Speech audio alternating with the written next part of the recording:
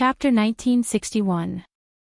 In an era very far away from the present, before the second sky dragon appeared, although Drake had not reached the level of a sky dragon, he was an existence that even gods and demon kings could not ignore.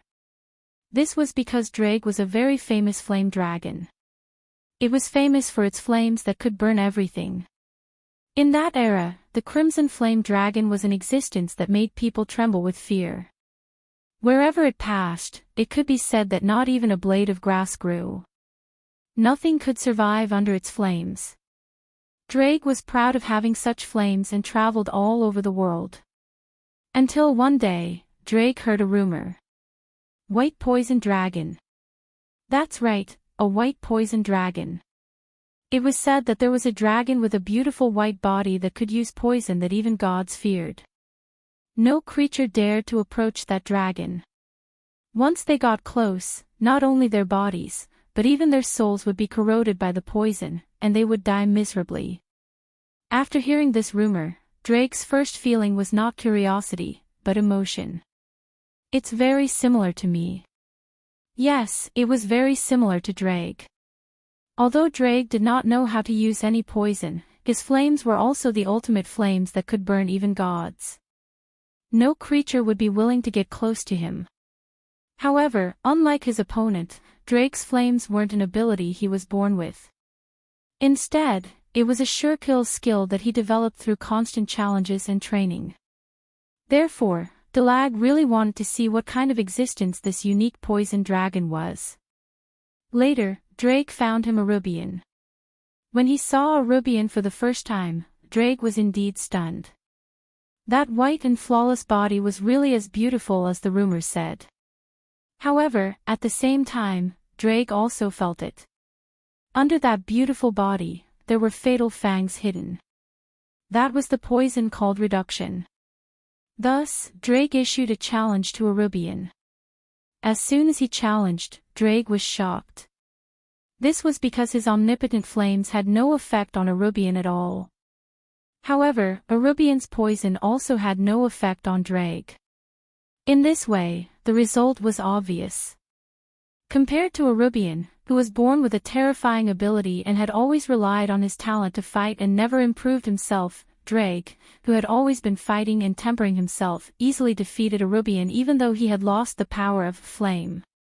However, the fact that his flame that could burn even gods had no effect on the other party still shocked Drake greatly. Then, Drake had an idea. A dragon that is not afraid of my flames, and has such good talent.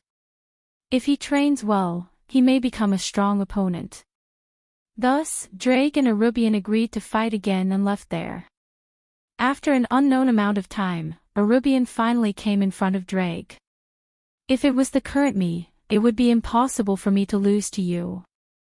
A Rubian, who came to Drake and said this, had a confidence and pride that he didn't have when they first met.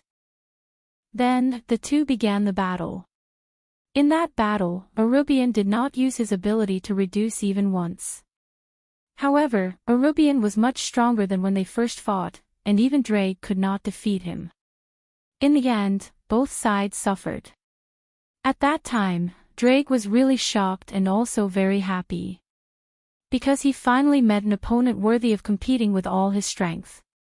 Then, Drake asked a Rubian why he did not use his ability to reduce. I don't need that power that can't work on you anymore. Leaving such a sentence, a Rubian left. Looking at the other party's confident and carefree back, Drake was stunned for a long time, and then made such a decision. Since you sealed your own poison, then I will also seal my flame. After all, that was a power that could not work on a Rubian. After that, Drake never used the power of flame again, and continued to fight with a Rubian who had sealed his poison. The two of them competed together and improved together. In the end, they even surpassed their limits together and reached the heavenly dragon level. They were known as the two heavenly dragons. Until this day, when he felt that a Rubian's poison had been unsealed, Drake finally released his flame. Roar, roar, roar. Covered in flames, Az Dahaka roared in pain and cast all kinds of magic on himself. Resistance magic that could dispel flames, water magic that could extinguish flames, magic that could remove negative status effects, and even magic that could remove curses. Azidahaka used almost all the magic he could think of on himself at least once. However, the flames that covered Azidahaka's entire body did not extinguish and continued to burn his body. Ah! Oh! Roar, roar, roar. Under the scorching flames, Azidahaka's 3 heads issued agonizing roars, causing Noah's heart to shudder. Was that flame really so terrifying? Black flames flame. Drake's voice echoed clearly. The ultimate flame that can burn everything to ashes, once ignited, will never be extinguished before it burns everything that is ignited. Even if it is a god, under this flame, the final outcome can only be reduced to ashes. Even if Azidahaka has reached the level of the heavenly dragon, it will be the same. You have such a terrifying ability. Noah could not help but ask. Then why didn't you say so before? Because this ability was sealed by me. Drake said matter-of-factly. Arubian's poison was also sealed, so I have no reason to use flame. Anyway, my flame is ineffective against him. Of course, his poison is also ineffective against me. Except for Arubian, it might not work against the Red Dragon Emperor and the Infinite Dragon God, right? Even so, it was still terrifying. After all, except for the Red Dragon Emperor, the Infinite Dragon God, and the White Dragon Emperor, once touched by this flame, they would almost certainly die. Although Noah did not know what kind of ability Arubian's poison had, if it was just Drake's flame, Noah was sure that even if it was him, once he was burned, there was no other way to neutralize it other than using another cosmology to offset it. It was an ability that was more dangerous than Forbidden Hand and Tyrannical Dragon. Noah finally understood that this was definitely not an exaggeration. Because even Tyrannical Dragon would be accompanied by the danger of going berserk and dying, and there was no guarantee that it could kill a god. However, once touched by black flame's flame, even a god would not be able to escape the fate of being burned to ashes. Compared to Forbidden Hand and Tyrannical Dragon, Black Flame's flame was indeed more terrifying. While Noah was thinking about this, Azidahaka's roar became weaker and weaker. In the end, he couldn't even use magic anymore. His whole body fell down and crashed heavily onto the ground. He was on the verge of death. Even so, Black Flame's flame continued to burn on Azidahaka's body, gradually burning it to ashes. Looking at Azidahaka in this state, Noah's figure slowly descended in front of him, his dark and deep eyes never leaving him for even a moment. Ha! Azidahaka let out a weak and dying laugh as he looked at the silent Noah and spoke. Don't sympathize with me, this is the end of an evil dragon, there are no exceptions, I know. Noah stared at Azidahaka. Since you know, why do you still pursue battle? Why? Azidahaka let out a playful laugh that was full of characteristics. Because being defeated by heroes and courageous people, that is the meaning of an evil dragon like me. After saying this, Azidahaka's body gradually burned to ashes and turned into nothingness. Noah fell silent again. Above my corpse is justice. Noah closed his eyes. Although there are different evils, you are still the three-headed demon dragon of the fire worship sect. Chapter 1962.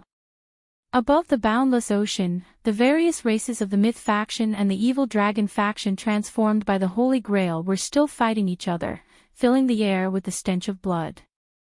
Below them, the ocean was already dyed with various colors of blood, making it look like a beautiful rainbow. On this colorful ocean, the corpses of the evil dragons and warriors floated on the surface of the water, almost covering the entire ocean. Even under such circumstances, the killing continued. However, in general, the myth faction had the upper hand. That was to be expected. Not to mention that this encirclement and annihilation was carried out according to plan, the fact that the evil dragons were not rational was also a fatal flaw. On top of that, the mythological faction had gathered their forces to surround and annihilate the evil dragon. Only a few elites were sent to fight Lezivim, Euclid, and the legendary evil dragon in the alternate dimension. The battle was almost one-sided. As time passed, the myth faction gained more and more advantages. Pischich. When the last evil dragon was slain by an angel of the heavens with a sword of light, the battle that involved all the myth faction finally came to an end. Before that, the battles in the various alternate dimensions had also come to an end. The ones who were sent to the alternate dimensions were Lezivim, Euclid, and the legendary evil dragons. According to the plan, Lezivim and Euclid, who might possess the Holy Grail, would be sent to the alternate dimensions respectively, while Wally and Gulifia would fight them. Apart from Lezivim and Euclid, as to Haka and Apophis, who were known as the strongest evil dragons and whose strength was second only to the sky dragon level, had to be sent to a different dimension respectively, where Noah and Clon Kuvok would fight. As for Glendale, Radon, and Nidhogg, they were all sent to the last alternate dimension. The ones who fought against the three evil dragons were the Jamonlis, Sidis, and Wallis. The result was gratifying. After Arubian untangled the knot in his heart, admitted to himself, and unleashed his true power, Varley, who used the poison of reduction that could destroy even the gods, easily defeated Lezivim and killed the despicable son of the Demon King with his own hands. Clon Koa, who was also a heavenly dragon, had a fierce battle with Apophis. In the end, Clon Koa paid the price of an arm and crushed Apophis's throat with a bite. Glendale, Radon, and Nidhogg were also very difficult to deal with. If there were only Jamonlis and Sidis kin, it would be very difficult to defeat them. However, Wally's team also participated in that chaotic battle. The result was different. With the participation of Black Song, Luffy, Monkey, Arthur, and Fenrir, the Jamonli and Sidi families were also victorious. Glendale, known for his sturdy scales, could not stop the fangs that could kill even the gods, and was killed by Fenrir. Radon's barrier and defense were very difficult to deal with, but Laia's destructive magic was also known for destroying everything. With the help of the Jamonli's kin, she successfully destroyed the evil dragon. Nidhogg, on the other hand, was an idiot. In order to fight for food, he charged forward without thinking at all, only to have his innards crushed by Kitten and Blacksong's divine spells. He could not have been more dead. Without the help of the Holy Grail, the three legendary evil dragons that could not be revived did not even have their souls escape. Luffy sealed them with magic, and they could never be revived again. As for Euclid, no one expected that the direct heir of the Lucifergus family was not weaker than Gulifia at all. He had the power of a demon king. Gulifia, who also had the power of a demon king, almost lost to Euclid. Fortunately, compared to Euclid, Gulifia was still slightly better. In the end, she managed to knock her brother to the ground. In addition to Aziz Dahaka, who had been burned to ashes by Noah, the battle in the 5 different dimensions also ended with a great victory. As a result, apart from Euclid who was captured alive by Gulifia, the rest of the people who were sent to the alternate dimension were all killed. In other words, the disaster squad was completely annihilated. In this war, the myths had won a complete victory. Oh, oh, oh, oh, oh. Above the multicolored ocean with countless floating corpses, warriors of various races raised their weapons high and cheered for victory. On an island, Euclid, who was tied up with mana-restraining ropes, was brought before Syzax by Gulifia. Euclid Lucifergus. Syzax said as he looked at Euclid, who was tied up and covered in wounds. As for you, I have a lot of things to say to you. I also have a lot to say to you. Euclid met Syzax's gaze and said expressionlessly. After all, to me, you're the one who took away the position of Lucifer that I was supposed to support. You're also the one who took away my sister. So, I think we should have a good talk. Sazak smiled faintly. When we return to the underworld, I hope you can listen to me. Euclid didn't answer. Sazak didn't know whether he was disdainful or acquiescing. He turned his head away. Beside him, Noah didn't pay attention to Euclid. Instead, he turned his gaze to Clone Kovac.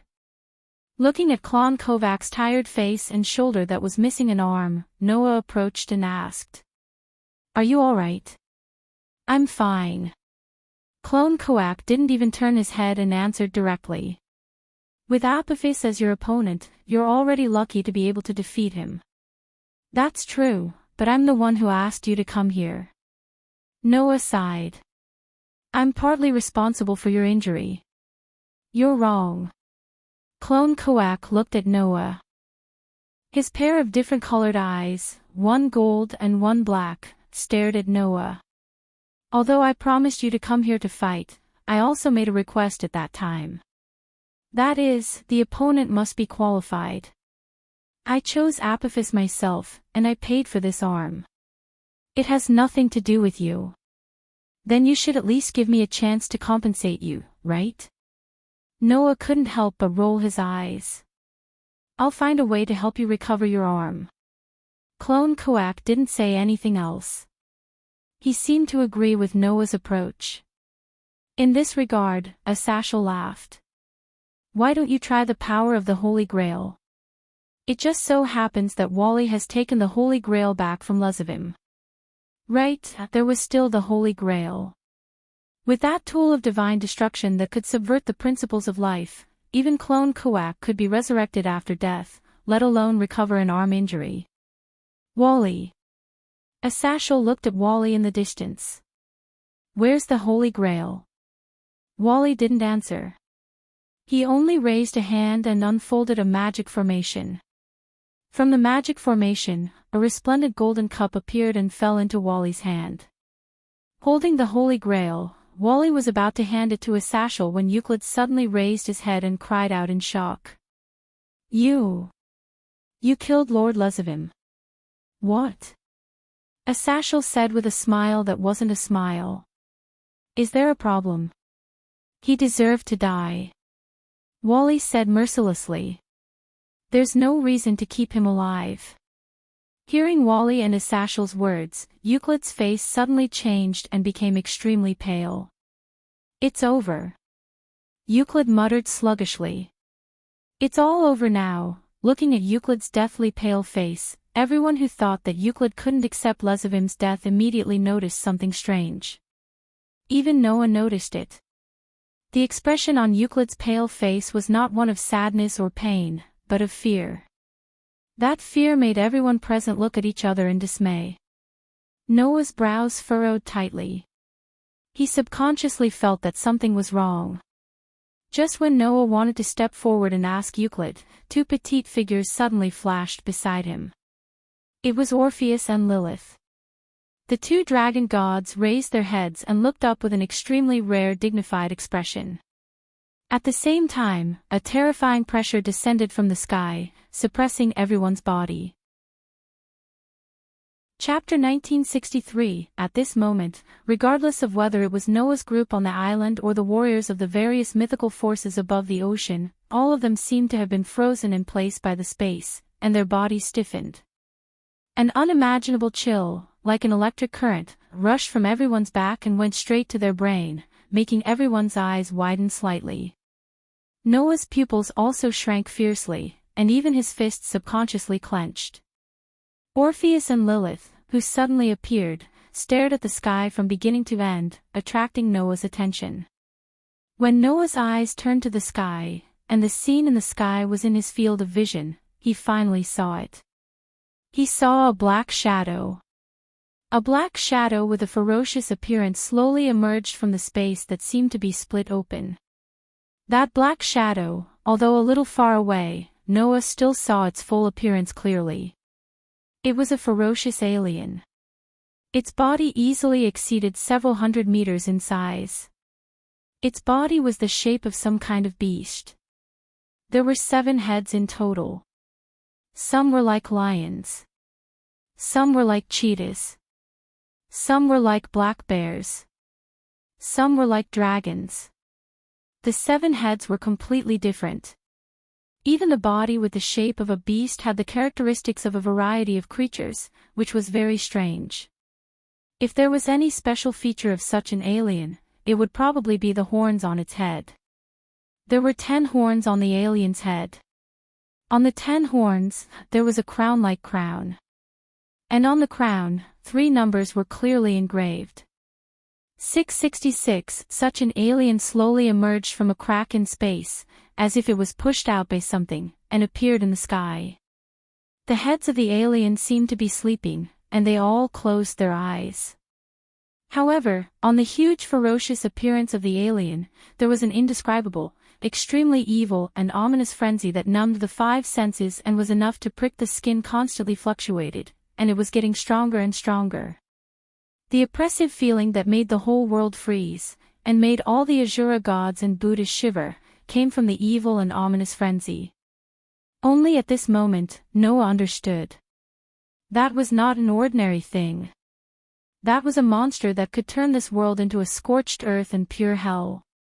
That evil and ominous arrogance was not in the least inferior to Aziz Dakaha, who was ranked in the top 3 of the final human trial in the box. At the same time, the rest of the people also began to notice the terrible beast in the sky. What is that? One by one, the famous Asura gods and Buddhas from various mythical forces stared blankly at the beast with the terrifying frenzy, and for a moment, even their minds became blank. All the Asura gods and Buddhas lost the ability to react, and all looked up at the terrible alien, without a word, making the entire sky above the ocean became dead silent. Only Michael and his Sashal looked at the number 666 engraved on the beast's crown, and their faces turned pale in an instant. How could this be? How could this be? Michael had never lost his composure like this before as he murmured in disbelief. Why? Why did it appear here? Damn it! Asashal's entire body began to tremble. That thing actually exists. In the past, Michael and Asashal's loss of composure would definitely make everyone's jaws drop. However, at this moment, no one could laugh at Michael and Asashal. Even if it was Noah, it would be the same. Because after seeing the number on the ferocious beast's crown, no one would not understand what it represented. In the Bible's revelation, the number 666 represented the devil and had the meaning of blasphemy. The origin of this number was a beast recorded in the Bible's revelation. It was said that the beast had 7 heads, 10 horns, and a crown on the horns, and 3 blasphemous numbers were engraved on the crown, 666. It was an emperor beast on par with the Great Red, who was known as the true Red Dragon Emperor. The chapter that recorded its existence was right next to the Great Red. However, its existence had not been confirmed by anyone until now. No one could find it. Everyone had only heard of it. If it was said that the mythical forces here were just legends to humans, then its existence was considered a legendary level to all the mythical forces in the legends. It was a legend among legends, a legend among legends. And those who knew of its existence all called it this. Beast Emperor 666, Trihexa. It was as famous as the Great Red, and its strength was comparable to the Red Dragon Emperor and the Infinite Dragon God in the legends. Now, this Beast Emperor had appeared in front of all the mythical forces. In the worst possible form. In the next second, under the gaze of all the Asura gods and Buddhas of the mythical forces, the ferocious beast in the sky slowly opened its eyes. Lowering its head, looking at the densely packed Asura gods and Buddhas that almost covered the entire sea, the eyes of the Beast Emperor 666's 7 heads were filled with ruthlessness and madness. A terrifying roar fell from the sky like a storm, smashing down from above, as if an invisible heavy pressure, fiercely hitting the Asura gods and Buddhas of the mythical forces. At this moment, everyone present, whether it was gods, demons, humans, angels, or vampires, all felt as if their souls were being ruthlessly torn apart, and their eardrums were instantly shattered. Ah! Suddenly, all the Asura gods and Buddhas covered their ears, lowered their heads, and let out painful screams. And this action made all the Asura gods and Buddhas unable to hear it. They could not hear Athasiel's hoarse shout. "Run!" Almost at the moment when Athasiel's shout was easily swallowed up by the Beast Emperor 666's roar, the Beast Emperor 666 in the sky moved. It raised one of its 7 heads, opened its ferocious beast mouth, and spat out a huge fireball into the dense crowd below. A huge fireball that was as big as a burning star, like a falling sun, fell at a terrifying speed. The fireball evaporated the atmosphere, burned the water vapor, and at the same time the temperature of the entire world rapidly rose to an alarming degree. It fell heavily on the sea like a meteorite. With a deafening roar, the huge fireball exploded, turned into a terrifying sea of fire, and instantly covered a large area of the sea. In the sea of fire, the sea water evaporated and became boiling like magma. In the sea of fire, the atmosphere was burned up, and it became extremely hot like a volcano. In the sea of fire, the unfortunate Asura gods and Buddhas that were engulfed in the sea of fire did not even have time to scream before they were all burned to ashes by the flames and disappeared without a trace. Whether it was humans, demons, angels, fallen angels, vampires, or even gods, they all became extremely fragile and lost their precious lives in an instant. Looking at all of this, the most primitive fear finally rose in everyone's hearts.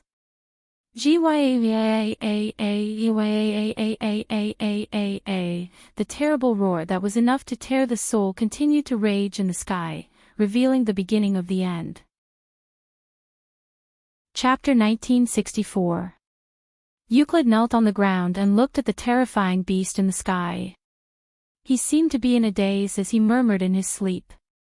666 really woke up, seeing Euclid's expression. How could they not understand? The appearance of the Beast King 666 was definitely related to the cluster of disasters. Bastard! Asashel grabbed Euclid's collar and said angrily. What did you do? Euclid seemed to have woken up at this moment. He gritted his teeth and fell into silence. Looking at Euclid's reaction, the anger in Asashel's heart grew stronger. Just as Asashel was about to attack Euclid, Sizak stared at Euclid with a serious expression that was never seen before. Tell us, why did the Beast King 666 appear? Hearing this, Euclid looked up and glanced at Sizak, then at Gulifia who was staring at him. He laughed self-deprecatingly. Because the Beast King 666 is our trump card. Your trump card? Michael asked in disbelief. In other words, the cluster of disasters has always had 666. No, we only found 666 after obtaining the Holy Grail. Euclid shook his head.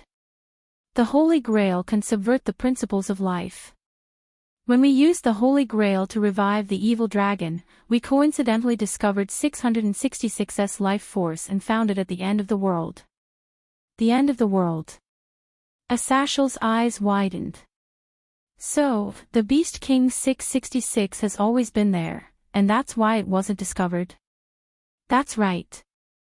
Euclid said expressionlessly. Moreover, when we found it, it was sealed by countless forbidden spells and fell into an endless slumber. That's why the Beast King 666 has always been a legend. No one has been able to prove its existence. There is only one person, no, one God. A God is very sure that it exists. Euclid looked at Michael. That is the creator of the heavens and angels, the creator of the divine artifacts, the God of the Bible. Michael's expression suddenly became pained. That's right, the only one who was certain that 666 existed was the God of the Bible. Otherwise, there would be no record of the Beast Emperor in the Bible, and it would not be listed next to the real Red Dragon Emperor. I'm afraid that before we found 666, the only one who discovered 666 was the God of the Bible, Euclid said in a low voice. Then, the God of the Holy Bible might have realized how terrifying the Beast Emperor, who was comparable to the God Emperor Crimson Dragon and the Infinite Dragon God, was. He discovered that the Beast Emperor had a wild and ferocious nature that could destroy everything. He would definitely not be like the God Emperor Crimson Dragon and the Infinite Dragon God, who would not interfere with the world. If 666 appeared, it would definitely lead the world to destruction. So, the God of the Bible sealed 666 with countless prohibition-level seals. Syzax took a deep breath. So that's why the God of the Bible died. These words were completely baffling. However, many of the people present showed understanding expressions and fell into an indescribable silence. Noah also understood why Syzax would say that. Because the death of the God of the Bible was originally filled with many mysteries. That was a God who occupied the position of a mythical God all by himself, and was known as the only God by people. He was a God who could even develop divine weapons that could give humans powers comparable to the existence of other races. Such a God, conservatively estimated to be at least in the top 10 in the world, and might even be more powerful than the God of destruction, Shiva, who was previously ranked second. In the end, how did such a powerful God die? In the ancient war between the demons, angels, and fallen angels, he perished together with the 4 demon kings. What kind of joke was this? An existence who occupied a mythical God all by himself, who could even develop divine weapons, and who was at least in the top 10 in the world, perished together with the 4 demon kings. That was simply impossible. However, the God of the Bible had died in the war with the 4 demon kings. This was something that Michael, Asashel, and the others had all witnessed. Then, why did the God of the Bible end up perishing together with the 4 demon kings? The reason was only answered at this moment. In order to seal the Beast Emperor, who was at the same level as the Red Dragon Emperor and the Infinite Dragon God, it was not difficult to imagine how weak the God of the Bible would be and how much his power would be reduced. In such a state, participating in the war between the demons, angels, and fallen angels, facing the 4 demon kings, and finally perishing together was not strange. Unfortunately, the Beast Emperor 666, who indirectly caused the death of the God of the Bible, was found by a bastard like Lezavim. Everyone could even imagine how excited Lezavim was when he saw the Beast Emperor 666.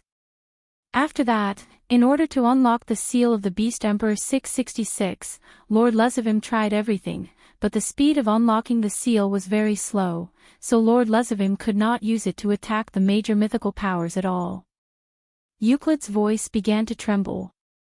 However, just in case, Lord Lezavim also engraved a spell that was connected to his life on the Beast Emperor 666.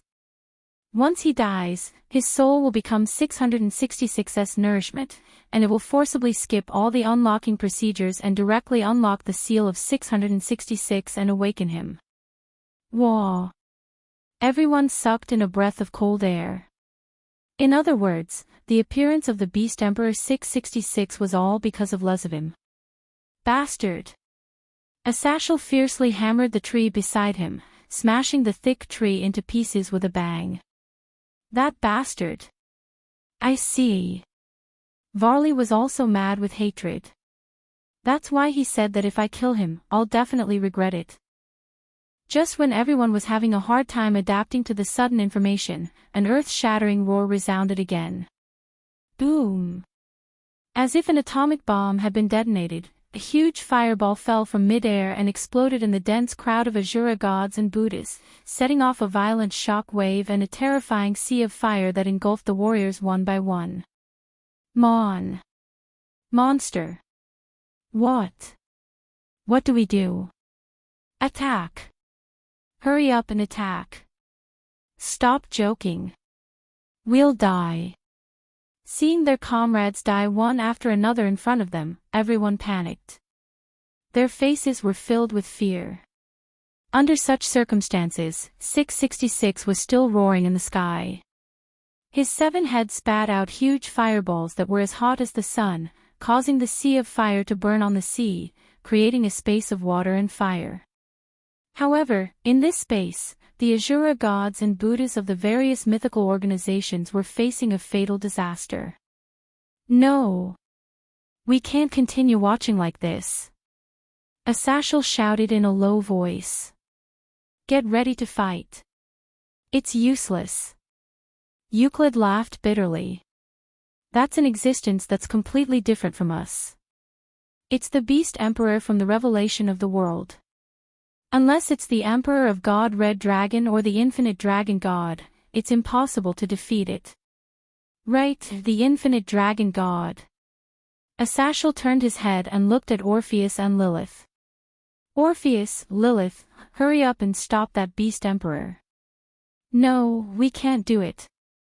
Orpheus shook his head without hesitation. I'm no match for 666 now. It's dangerous. Lilith kept staring at 666 in the sky, her petite body trembling. The Beast Emperor is very dangerous. Seeing Orpheus and Lilith in such a state, everyone's face darkened. If it's the Infinite Dragon God in its complete form, it's still possible. But now, Orpheus and Lilith have no way of resisting 666, Euclid said stiffly. It's over for this world. However, at this moment, Wally said sarcastically. In the past, perhaps only the Emperor of God Red Dragon and the Infinite Dragon God could fight against the Beast Emperor from the Revelation of the World. But now, isn't there another person who can defeat 666? Wally raised his head and looked at the sky. Haven't you noticed that that person is no longer here? Hearing Wally's words, everyone was shocked. Bam! At the same time, a muffled thunder-like sound resounded in the sky. Chapter 1965. Boom! When the thunder-like muffled sound resounded in the sky, everyone saw it. The Beast Emperor, who was like the embodiment of doomsday just a second ago, seemed to have been hit by something at this moment. His huge body rubbed against the air, and with a sharp piercing sound, he flew backward. Even the burning sea of fire on the surface of the sea was shaken off, and he smashed straight into the ocean. In an instant, the entire ocean seemed to have been stirred up.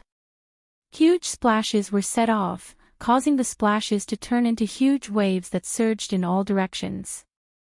At the same time, a circle of shock waves also spread out on the surface of the sea, like a storm, causing waves to rise again and again. The scene was very spectacular. Looking at this scene, the Asura gods and Buddhas from the myth's forces who were in deep trouble just a second ago were all stunned. On the island, Athaziel, Sazax, Michael, Wally, and the others all raised their heads and looked at the sky.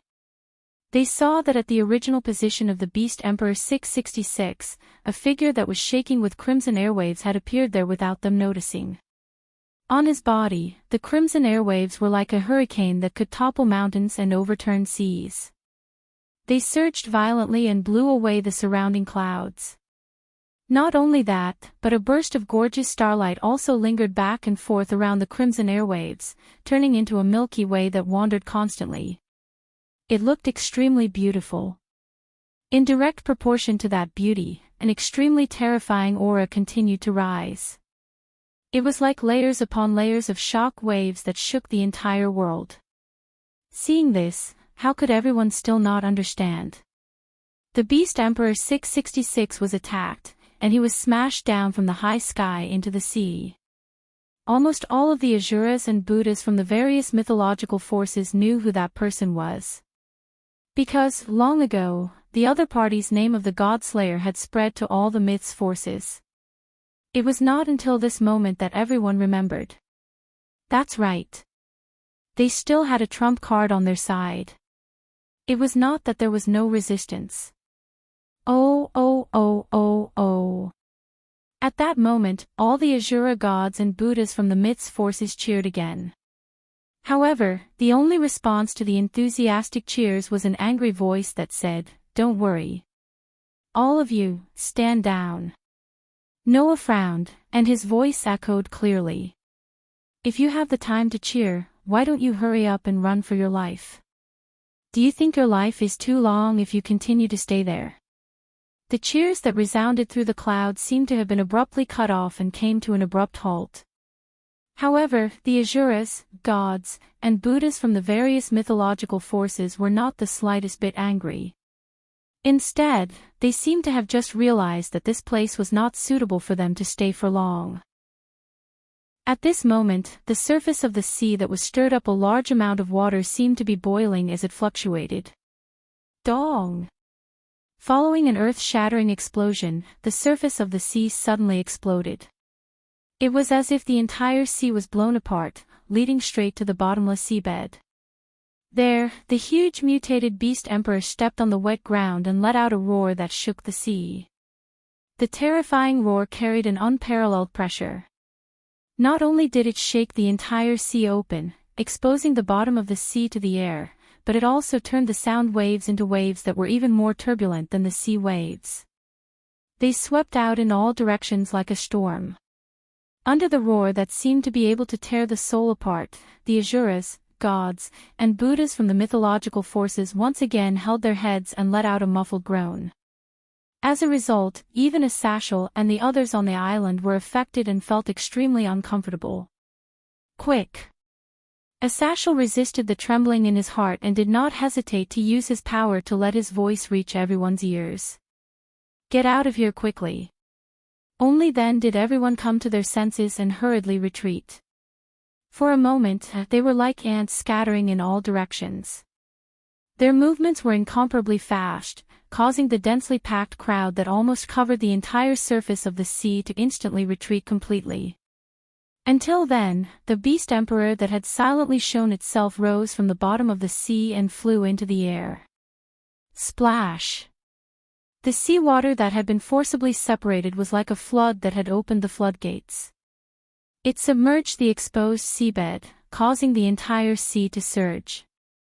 It was quite a shocking scene. Noah stared in the direction of 666. Although its appearance looked like it was pieced together by various creatures, its behavior was like that of a primate. Its body was leaning forward, and there were 4 thick limbs on its body. Its legs were thicker than its arms, and it was a bit like a Jurassic dinosaur. It did not have wings, but it could still fly in the air. Its hair was black, and there were hard things that looked like scales everywhere, as well as bright red protrusions that looked like blood. There were the same number of tails as the heads, and they were also of different shapes. Some were like lions, some were like bears, some were like leopards, and some were like dragons.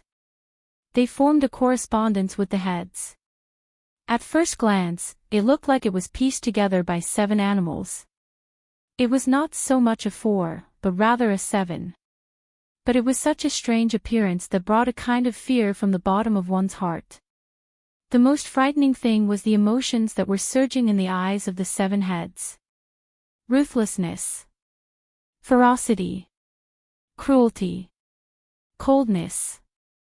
It was almost a collection of all the emotions that a beast that had lost its mind should have. Not to mention, its aura was so strong that it was terrifying, as if it could destroy the world. Even the sky was affected by it. Thick layers of dark clouds appeared, and thunder began to flash. In this world, Noah had only felt such a terrifying aura from Orpheus when he was at his peak. I didn't expect that there was such a monster hidden in this world. Noah's eyes gradually became serious. No wonder the God of the Bible wanted to seal it. What do you plan to do? Drake's voice sounded in Noah's mind. Although you have the power of another cosmology, and won't lose to 666's beast, but frankly speaking, with your power and 666's power, if you fight here, the entire human world will be turned upside down and usher in real destruction. So, we can only end this quickly. Noah said without any hesitation. Drake, is there a problem? Are you going to use that? Drake seemed to understand what Noah was going to do. Well, it was still incomplete before, but after Wally Lucifer demonstrated it once, I've almost adjusted it. Now, I can definitely fully exert the power of that form. Hearing this, Noah suddenly smiled and stepped forward. Boom! Suddenly, the crimson waves that fluctuated around Noah's body suddenly became violent and turned into a shocking storm. With Noah as the center, it violently surged to the entire world. A violent force rose from the crimson chi wave and soared into the sky, dispersing the thick layer of dark clouds in the sky. In the distance, Wally, who had retreated to a safe distance, was shocked. He suddenly raised his eyes, looked at Noah, and was extremely surprised.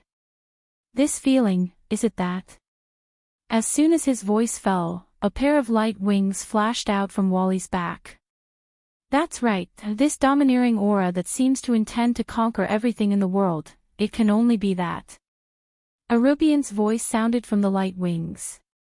Wally, it seems that your opponent has also completed that. Under the gaze of Wally and Arubian, in the crimson waves that turned into a storm in mid-air, Noah's voice seemed to resound in everyone's heart as he chanted. I awaken as the Crimson Dragon Emperor who fuses the power of God slaying into himself, eternal salvation through the infinite world, to the tyrannical path. Become the Emperor of the Deep Dragon, guide thee to the limit of true red and the limit of fantasy. Under the tyrannical incantation, the crimson storm that raged in the entire sky fluctuated wildly, and its color gradually became deeper. Juggernaut Overdrive. Chapter 1966. Wang. A clear and audible tremor reverberated in the air above the surging ocean, covering up the thunder and lightning in the sky. Violent waves of air swept back and forth, carrying an extremely tyrannical aura. They slowly converged and turned into a dragon shadow, covering Noah's body. That dragon shadow was almost no different from when Noah used Forbidden Hand. However, its color had changed from scarlet to true red. The color was as deep as fresh blood and was extremely dazzling. Under the cover of that true red dragon shadow, Noah's aura skyrocketed several times. Feeling that tyrannical aura, all the Azuras present held their breaths, feeling that even breathing became difficult. As expected, Varley stared at that true red figure. As expected, he also improved the Tyrannosaurus Rex and developed the extreme Tyrannosaurus Rex strength without any side effects.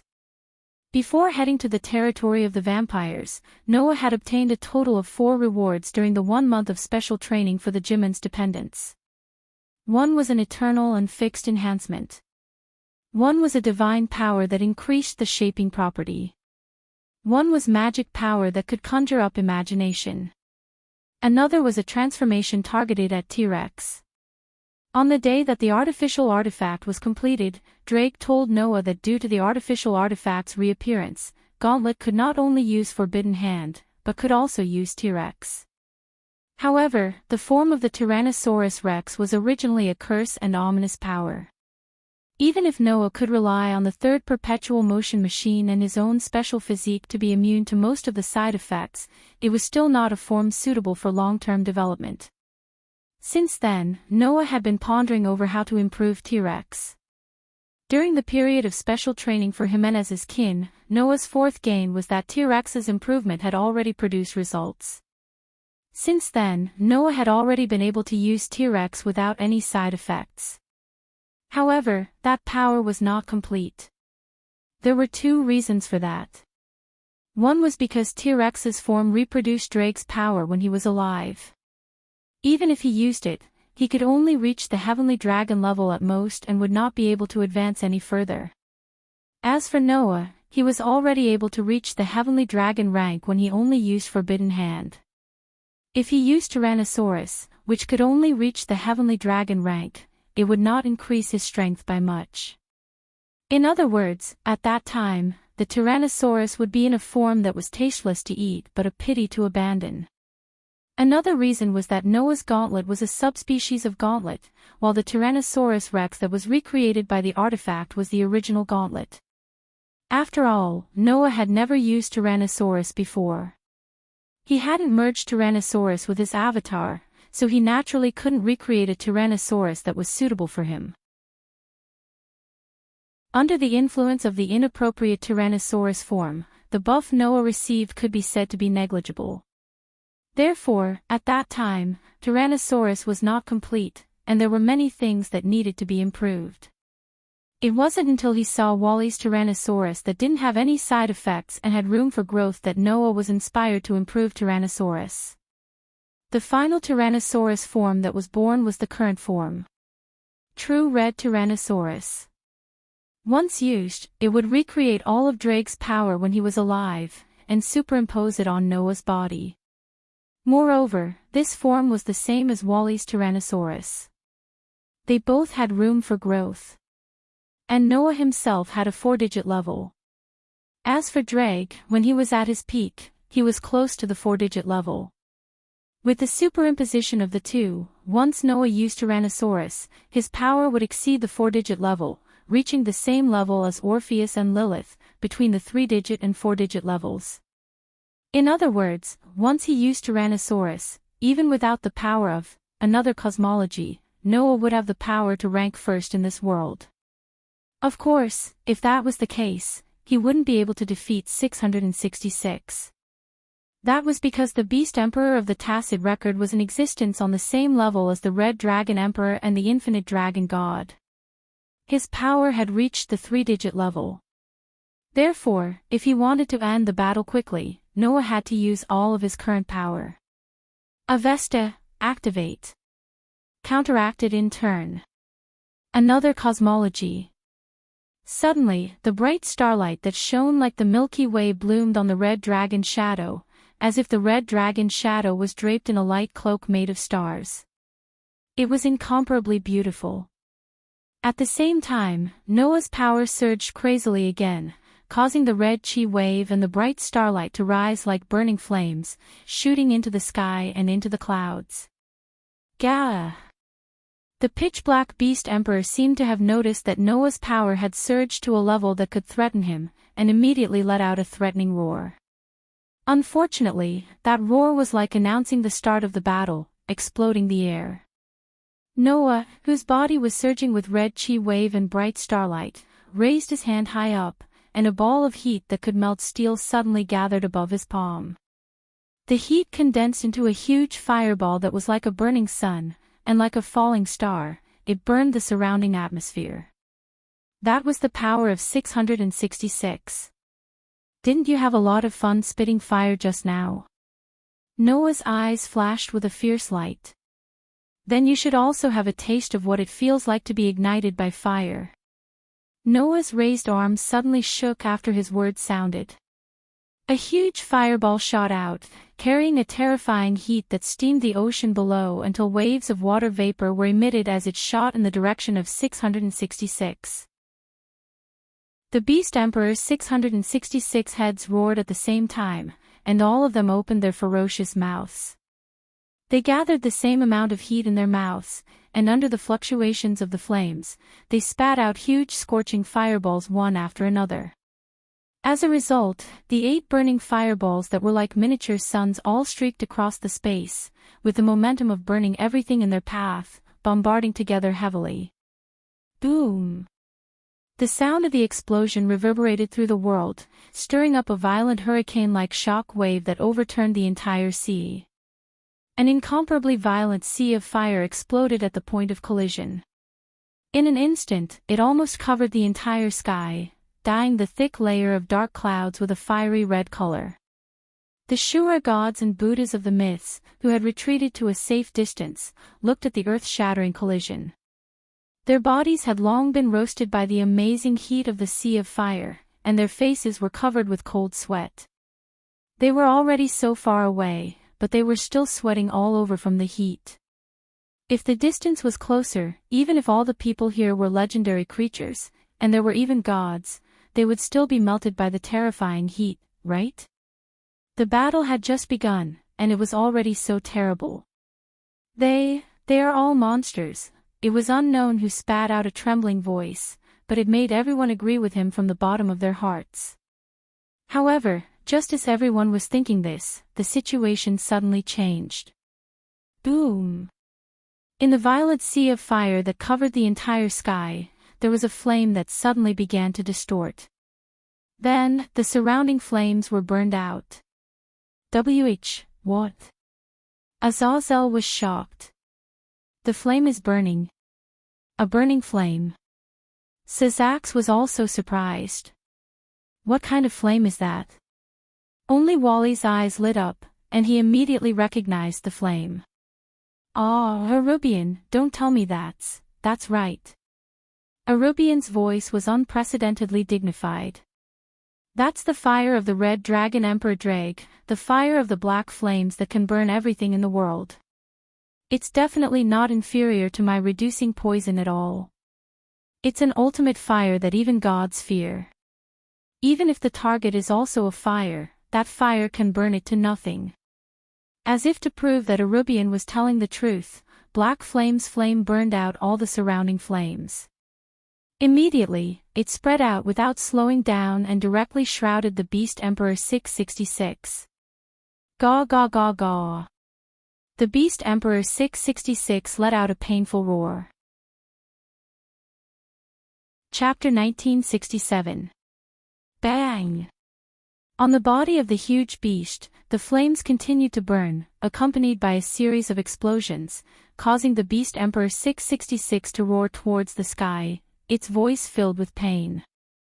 The Asuras, gods, and Buddhas who had retreated to a safe distance could clearly see that Beast Emperor 666's flesh and blood were incinerated into ashes during the process of black flames burning.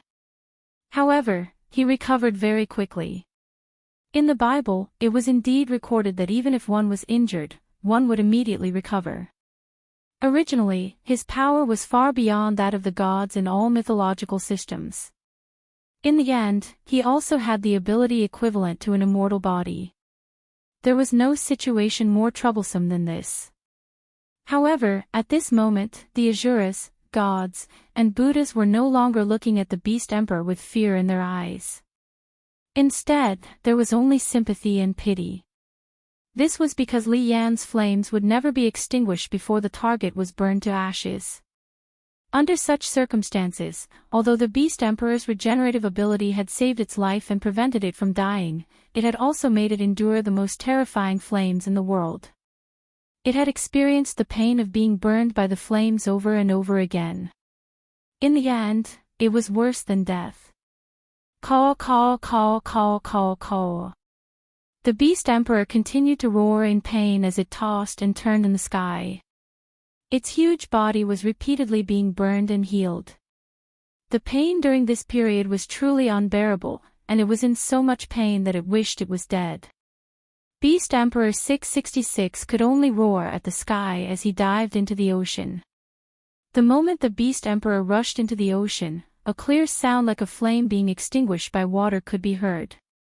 However, the flames on Beast Emperor 666's body were not extinguished by the endless seawater. Instead, it burned the surrounding seawater, causing dense steam to fill the sky.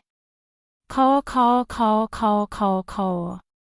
Unable to extinguish the flames on its body, the Beast Emperor could only howl in pain. Everywhere it went, the seawater would evaporate in an instant, causing a large amount of water vapor to rise from the sea and cover the entire space. It must be very painful, right?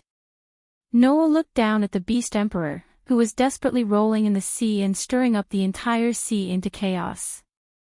There was no trace of pity in his deep, dark eyes. Then I'll release you immediately. As soon as he finished speaking, Noah's figure immediately swooped down and turned into a bullet that was shot out of the barrel. He swept across the space, bringing with him a true red airwave and resplendent starlight. Like a meteor falling from the sky, he violently rushed in front of the Beast Emperor 666. Clang! A dazzling white light suddenly blossomed from one of Noah's hands. As if he had caught the light, Noah raised his hand and gently placed it on the Beast Emperor 666's body. Whang! The dazzling white light immediately surged towards Beast Emperor 666's body like a tide, covering Beast Emperor 666 along with the flames that were burning unceasingly. In the next second, the Beast Emperor 666's body suddenly trembled, and its roaring stopped abruptly. White lines spread out from his body, slicing the huge alien body into cubes of equal size. Dong! When such an explosion resounded, the Beast Emperor's body, which had stirred up a large amount of water vapor in the sea, exploded, turning into an extremely uniform square. On the square, the flames of the black flames suddenly expanded, burning the square into ashes one by one, leaving no trace behind. The entire place suddenly became silent, leaving only the sound of the sea rolling up and down. An indescribable silence pervaded the air. Did it succeed? No one knew who asked this question, but no one answered. Everyone opened their eyes wide and stared at the position where the Beast Emperor 666 had been a second ago, trying to find a trace of clues. On the other hand, Asashel, Sax, Michael, Wally, Zumonli's family, Sidi's family, Klon Kovac, and the others were closely staring at Noah, who was floating on the surface of the sea. Their expressions didn't relax at all. This was because the Beast Emperor 666's wild aura, which seemed to be able to shake the souls of the Azura gods, had not completely disappeared in this world. What did that prove? It proved that the Beast Emperor 666 was not dead. Even Asher and the others could clearly feel the Beast Emperor 666's wild aura. Naturally, Noah, with his superb sensing ability, could feel it. At that moment, Noah frowned tightly, closed his eyes, and fully unfolded his sensing ability to cover the surrounding area. Like a radar, he carried out a carpet search. The surrounding atmosphere was constantly pervaded by a deathly silence, bringing an indescribable sense of heaviness to the air. The Asuras, gods, and Buddhas from the various mythological forces subconsciously suppressed their breathing, not daring to even breathe loudly. It was not until a certain moment that Noah suddenly opened his eyes, turned his head, and looked in a direction. Crack, almost at the same time, the space where Noah's gaze was fixed on suddenly cracked, and a crack appeared. Piak, piak, piak. As if it had caused a chain reaction, the space kept cracking and even distorting. It broke like glass, and a void of darkness was imprinted in Noah's eyes. Then, Noah saw it. In the space crack that looked like broken glass, a human figure emitting a dazzling brilliance floated out. Ah! A hair-raising roar suddenly sounded from the mouth of the human figure emitting brilliance. The voice was filled with madness, violence, and ferocity, causing everyone to show a frightened expression. What? What is that? Everyone couldn't help but swallow a mouthful of saliva. Noah's brows furrowed again. He felt the Beast Emperor 666's wild aura from the other party, as well as the terrifying energy fluctuation that was almost identical to the Beast Emperor 666's. He asked Drake. Drake, is that 666? This aura, this power, if you say it's not 666, even I won't believe it. Drake said in a deep voice. Looks like the Beast Emperor spat out its core before it was destroyed by Li Yan's flames and magic power, and managed to escape. Core. Noah's gaze turned directly to the human figure emitting brilliance. That's 666's core. It even spat out its core and abandoned its original body. It seems that the Beast Emperor has been forced into a dead end by you. Drake said. Next is 666's desperate counterattack, you have to be careful. The moment Drake finished speaking, several pairs of wings suddenly spread out from the back of the Beast Emperor 666's core. Those wings were the wings of birds, dragons, and even bats. There were almost all kinds of wings, fully demonstrating 666's deformity. Afterwards, the core suddenly flapped the wings on its back and charged towards Noah in a frenzied manner with a ruthless aura. Seeing this, Noah narrowed his eyes. The red aura around him and the resplendent starlight also swelled. The magic power in his body circulated and turned into divine power that flowed rapidly. In the next moment, thick chains of light suddenly condensed in the space around Noah without any warning. They shot out from the ripples of space and quickly wound around him. The Beast Emperor's core had just arrived in front of Noah, but before it could attack, the chains of light swept over and wound around its body, binding its limbs and body. It hung in front of Noah. Oh! The Beast Emperor's 666's core suddenly struggled madly and roared at Noah. Its violent, ferocious, and crazy appearance did not look like a creature at all. Looking at the 666 core, Noah was silent for a moment. Then, he spoke calmly. Perhaps you shouldn't even exist in this world. After saying that, Noah extended a finger and pointed at the 666 core's chest. Activate virtual star Taisway. Let the universe revolve. Simulating another cosmology. A burst of bright starlight suddenly bloomed from 666's core and covered its entire body. Ah! The core of the Beast Emperor 666 seemed to have sensed something, and it let out a crazy roar like a dying beast. Under such circumstances, the resplendent starlight completely engulfed 666's core. With a twist, it turned into a ball of dazzling light and fell into Noah's hand. This scene was not unfamiliar to the Asuras and Buddhas of the various mythological forces. It was exactly the same as when Hades, the god of the underworld, was sealed in Greek mythology. Looking at Noah, who was hovering above the surface of the sea, holding a ball of dazzling light in his hand, the Asuras exchanged glances with each other, their faces flushed red. Oh, oh, oh, oh, oh. Not long after, a burst of loud cheers resounded, and it didn't subside for a long time. Chapter 1968. The war was over. After Lesavim was killed, Euclid was captured, the evil dragons were annihilated, and the Holy Grail was retrieved. Now, the disaster squad had suffered a great loss. They no longer had the strength to resist the various mythical forces. In other words, the disaster group was already dead in name only. However, the main gods of the mythical forces did not want to let the disaster group go so easily. A starving camel was still bigger than a horse. As a group that gathered the terrorists of every mythical force, if they continued to allow this group of terrorists to exist, even if there would not be a large-scale war, it would definitely cause all kinds of trouble. Therefore, in order to get things done once and for all, the main gods of the mythical forces expressed that they must take advantage of this opportunity to uproot the disaster group. Fortunately, as the only trusted aide of Lesavim, Euclid had been arrested. In the case of Lesavim's death, Euclid no longer had any hope for the disaster group. Coupled with the fact that even the 666 beast on the same level as the Red Dragon Emperor and the Infinite Dragon God was sealed by Noah alone, Euclid had completely given up on continuing to resist all the mythical forces.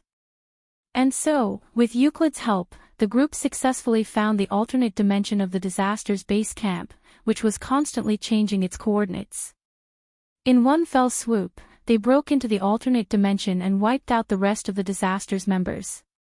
At this point, the disaster group was completely disbanded, and all the terrorists were brought to justice. Without the threat of terrorists, and with the major mythical forces now reaching a peace agreement, the world had truly ushered in peace. Therefore, on this day, Asashel was undoubtedly the happiest. After that, the main gods of the various mythological forces gathered again and held a short meeting. An important issue in the meeting was the seal of the 666 Beast Emperor. Unlike Hades, who was sealed forever in the underworld by Noah, the 666 Beast Emperor was sealed in the fictional world by Noah using the illusory star Taisway, waiting to be dealt with. The effect of this simulated star atlas, another cosmology, was that it could ignore the difference in strength, and seal natural gods and elves of stars in the fictional world, and could only exert the effect of having the spiritual capacity of other objects. In the world of Demon High School, there was no such thing as soul points, so the effect of having soul points was completely useless. Beast Emperor 666 was not a natural-born deity, nor was he a star spirit. Naturally, he could not ignore the difference in strength and seal him away. Logically speaking, the simulated star map, another cosmology, named illusory star Ticeway, should not be useful to 666. However, don't forget that this another cosmology can be used to create fictional worlds as cages. Back in the box, when faced with the million gods who came to seize the sovereignty of the sun, Noah first sealed up the most powerful gods, then personally threw the Asuras, gods, and Buddhas, whose spiritual attributes had been reduced by half, into that imaginary world. Even the strongest species could not break through the fictional world created by the simulated star Atlas, another cosmology, let alone those Asura gods and Buddhas. Therefore, even if the illusory star Ticeway could not have any effect on 666, Noah could still use it to create a fictional world as a cage to imprison the Beast Emperor. With the cage created by the another cosmology, there were only two ways for the Beast Emperor 666 to get out of it. One was to rely on his own brute force to break free. However, the so-called another cosmology was above the 3-digit power of the box, and was equivalent to a 2-digit power. If the Beast Emperor wanted to rely on brute force to break free, it would only be possible if the power far exceeded the gift itself, which was more than a 2-digit power, and reached the 1-digit power level. However, the Beast Emperor 666 only had its core left. Even if it still retained a 3-digit power level, it was impossible to reach the 1-digit power equivalent to a part of the law. Therefore, this method was equivalent to not having any. The second was to rely on others to open the fictional world. If one wanted to open the fictional world, there were also two ways. The first was as mentioned above, and a person with a single-digit power level could forcefully pry it open. The second was to use an equivalent but mutually restraining, another cosmology, such as Avesta, which could offset the power of another cosmology, to release the Beast Emperor 666 from it. In this world where even the Crimson Dragon Emperor, the Infinite Dragon God, and the Silent Revelation Beast Emperor only had 3-digit power, it was impossible for a single-digit power to appear. On the same level as another cosmology, it was also impossible for a method above the 3-digit power level to exist. Therefore, these two methods were almost impossible to achieve in this world. In this way, unless the person who held the illusory star Ticeway opened the fictional world himself, the Beast Emperor 666 would never be able to come out. In this way, there was no need to worry about the Beast Emperor 666 escaping at all. Noah could completely throw it into the sea and continue to sleep for the rest of its life. However, the main gods of the mythical organizations were not at ease. Even Athaziel, Syzax, and Michael were not at ease, so they held a meeting on how to deal with the Beast Emperor 666. In the end, after some discussion, all the main gods decided to hand the Beast Emperor 666 over to Michael and seal it in the heavens. After all, the only one who had ever confirmed the existence of 666 was the God of the Bible. Sealing 666 in the heavens could be considered as ending the wish of the God of the Bible, who had died on the battlefield because of the seal. After the meeting, Noah also did 3 things. First, he borrowed the Holy Grail and used the power of the Holy Grail to restore the broken arm of Clon Kuvok. Second, he brought the Holy Grail to Gasper and let Gasper fuse the Holy Grail back into Valerie's body, awakening this mixed-blood vampire who had been innocent from the beginning to the end. Third, he accepted Shiva's challenge and had a duel with the god of destruction in the alternate space. No one followed him to that duel. Only Orpheus, Lilith, Aster, and Athena witnessed the entire duel. When Noah and Shiva came out of the alternate space, Shiva made a public announcement. "I'm no match for the God Slayer. He has the qualifications to replace me and become the second in the top 10 in the world." This result was not out of anyone's expectations. Because, as long as he had the power of another cosmology, Noah would definitely not lose to existences other than humans. As for humans, how many could win against Noah, who used Tyrannosaurus, who was between 3 and 4 digits, and who was on the same level as Orpheus and Lilith? No one. Under such circumstances, Noah was truly invincible. In addition, Orpheus and Lilith had both become Noah's contracted servants. In the end, Noah replaced Orpheus' position and became the first in the rankings. As for Orpheus and Lilith, they were both ranked second. The storm gradually subsided, and the world ushered in peace. After that, Noah lived a peaceful school life for a period of time. While living with Orpheus, Lilith, Austin, and Athena, he continued to train the Jumanli's family. That was because Leah's was finally ready to make her debut and began to stand out in the ranking game. And Leah's first opponent was actually Saratog, who had met Noah once and even fought once. Soon, the day of the competition arrived. On this day, in the training space of the Jumanli family, Noah looked at the group of students in front of him and faintly smiled. "Looks like you are very nervous." Everyone, including Leah's, had a trace of nervousness on their faces. The timid Gasper was even about to cry. "All right, since there is still some time, you should quickly adjust. We will be leaving for the underworld soon." Noah looked around at everyone. "Let me see. Thank you for your growth during this time." "Yes, teacher." Everyone agreed in a loud and clear voice. Chapter 1969. The ranking game between Jumanli's kin and Baal's kin was something worth paying attention to in the underworld. It wasn't because they were the next leaders of the famous Jumanli and Baal families, but because the Jumanli and Baal families were very active in the war against the Disaster Syndicate. In the final battle against the Disaster Syndicate, Jumanori's kin was selected as one of the few elites to enter the alternate dimension to deal with the legendary-level evil dragon. They even personally killed a Dragon King-level evil dragon. This news had already spread throughout the underworld. Baal's kin had also performed outstandingly against the evil dragon army. Saraoj's fists had crushed countless mass-produced evil dragons. Therefore, although both of them were new generation demons, they were much stronger than many demons who had participated in the ranking game for a long time in terms of strength alone.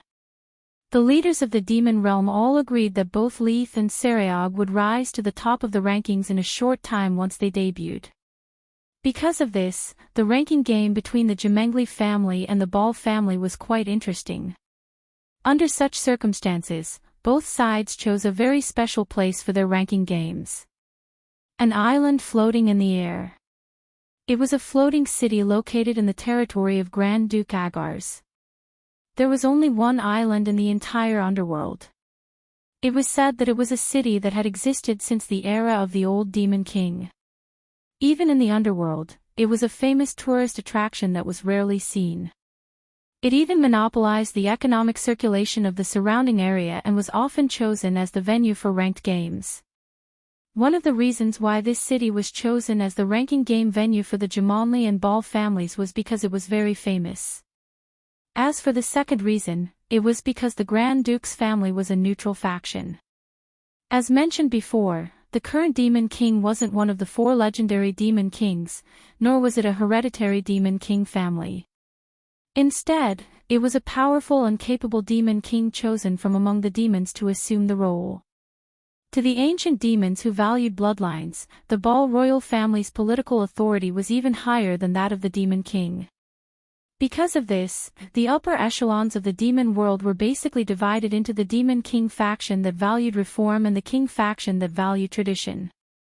The two sides had always had various conflicts in various political decisions.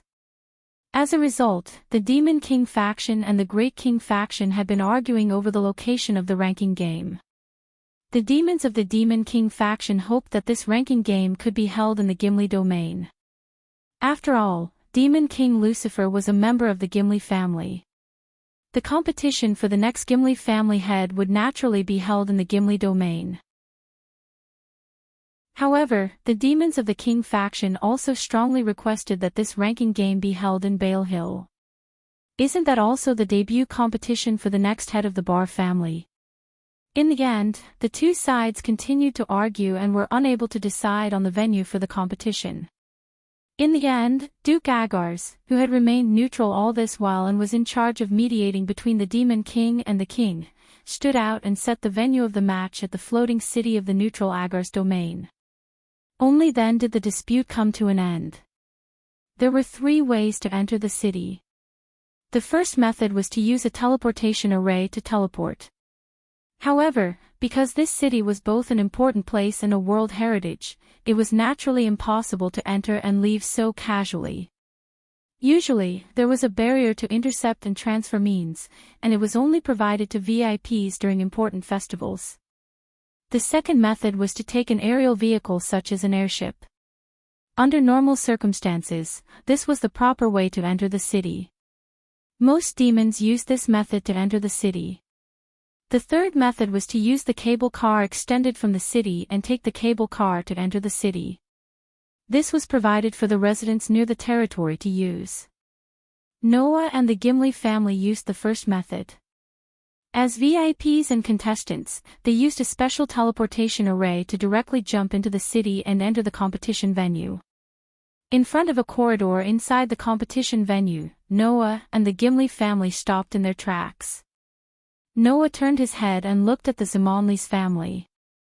Next, you will go directly to the special passage for the contestants, and I will go directly to the VIP room to watch the whole process of the competition. A VIP room?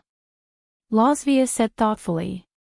That seems to be a special VIP seat that only the Demon King, Grand Duke, and the VIPs of various mythical organizations can go to, right? Yes. Noah nodded. This time, apart from the demons, the angels, fallen angels, and the main gods of various mythical organizations will all come to watch the competition. This has never happened before. In other words, our competition will not only be watched by the people of the demon realm, but also by all the mythical organizations in the world. Irina's pretty face tensed up. I feel like I'm getting more and more nervous. Yes. Genova's expression was no different from before, but one could faintly see that her gaze was a bit erratic. Even the angels are coming to watch the competition. If we embarrass ourselves, we will definitely be laughed at by our former colleagues, right? I'm starting to get nervous too, Isha said nervously. I hope I won't drag everyone down. Don't worry, Senior Isha, Kitten comforted her. Senior Isha is already very outstanding. She won't drag everyone down. You don't have to worry about dragging everyone down, but our opponent is Lord Saratog of the Ball Royal family. He's the #1 demon of the new generation. Laybell sighed. I feel like it'll be a tough battle. It'll definitely be tough, but we've already defeated an evil dragon of the Dragon King level. It won't be a problem. Yudu tried to cheer everyone up. Everyone, don't give up so easily. Yudu's right. Lias nodded heavily. No matter what kind of opponent we face, we can't give up so easily. This is our debut competition, so we must fight beautifully. Yes, Junai said with a smile, cupping one side of his face. We can't embarrass the president. I'll do my best too. Gasper raised his hand weakly, but his eyes were resolute. I've already promised Valerie that I'll win, so I definitely can't lose. After hearing those words, the Jamonli subordinates all revealed unswerving determination, and their eyes began to burn with fighting spirit. Very good, Noah said with satisfaction. Then let me look forward to seeing your performance. With that, Noah's expression softened. He stepped forward, patted Isha and Kitten's heads, and spoke softly. I hope I can see your victory before I leave. Hearing this, the eyes of the Ziming family members trembled slightly. Then, their gazes became even more resolute. After parting with the Jimins, Noah went straight to the VIP room. Under the respectful attitude of the 2 demon guards at the door, he walked into the extremely luxurious room. Oh! Azazel, who was chatting with Sazax, was the first to notice Noah, and revealed a typical smirk. "He's here, he's here." Hearing Azazel's words, everyone's eyes turned to Noah, and they all stood up subconsciously to greet Noah. Obviously, although Noah was alone, none of the famous Azuras here dared to look down on him. After all, although the person in front of them was just a human, he was recognized as the world's #1 and was absolutely invincible. Now, the group of Azuras, who had already understood how terrifying Noah was, naturally did not dare to slight him, and all of them were polite to him. Noah also did not embarrass these Azuras, and responded to them one by one. Then, he came to Azazel and Sazax and sat down. In front of everyone, a projection screen was unfolding. On it, a Roman Colosseum was projected. Around the arena, the ring-shaped auditorium was almost full of people, and it was even more lively than the great demonic battle exhibition that Noah had participated in. In the arena, the Jimans and Baal's families had already arrived, and everyone cheered. Laia's led her family, and there was no longer any nervousness on her face. Instead, there was the same elegance and confidence as before. Saraog also led his family, and looked at the Jimans with a relaxed smile on his face, exuding a domineering aura.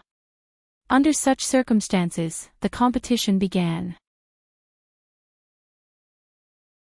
Chapter 1970. The game between the Demonli's kin and the Baal's kin was played by rolling dice.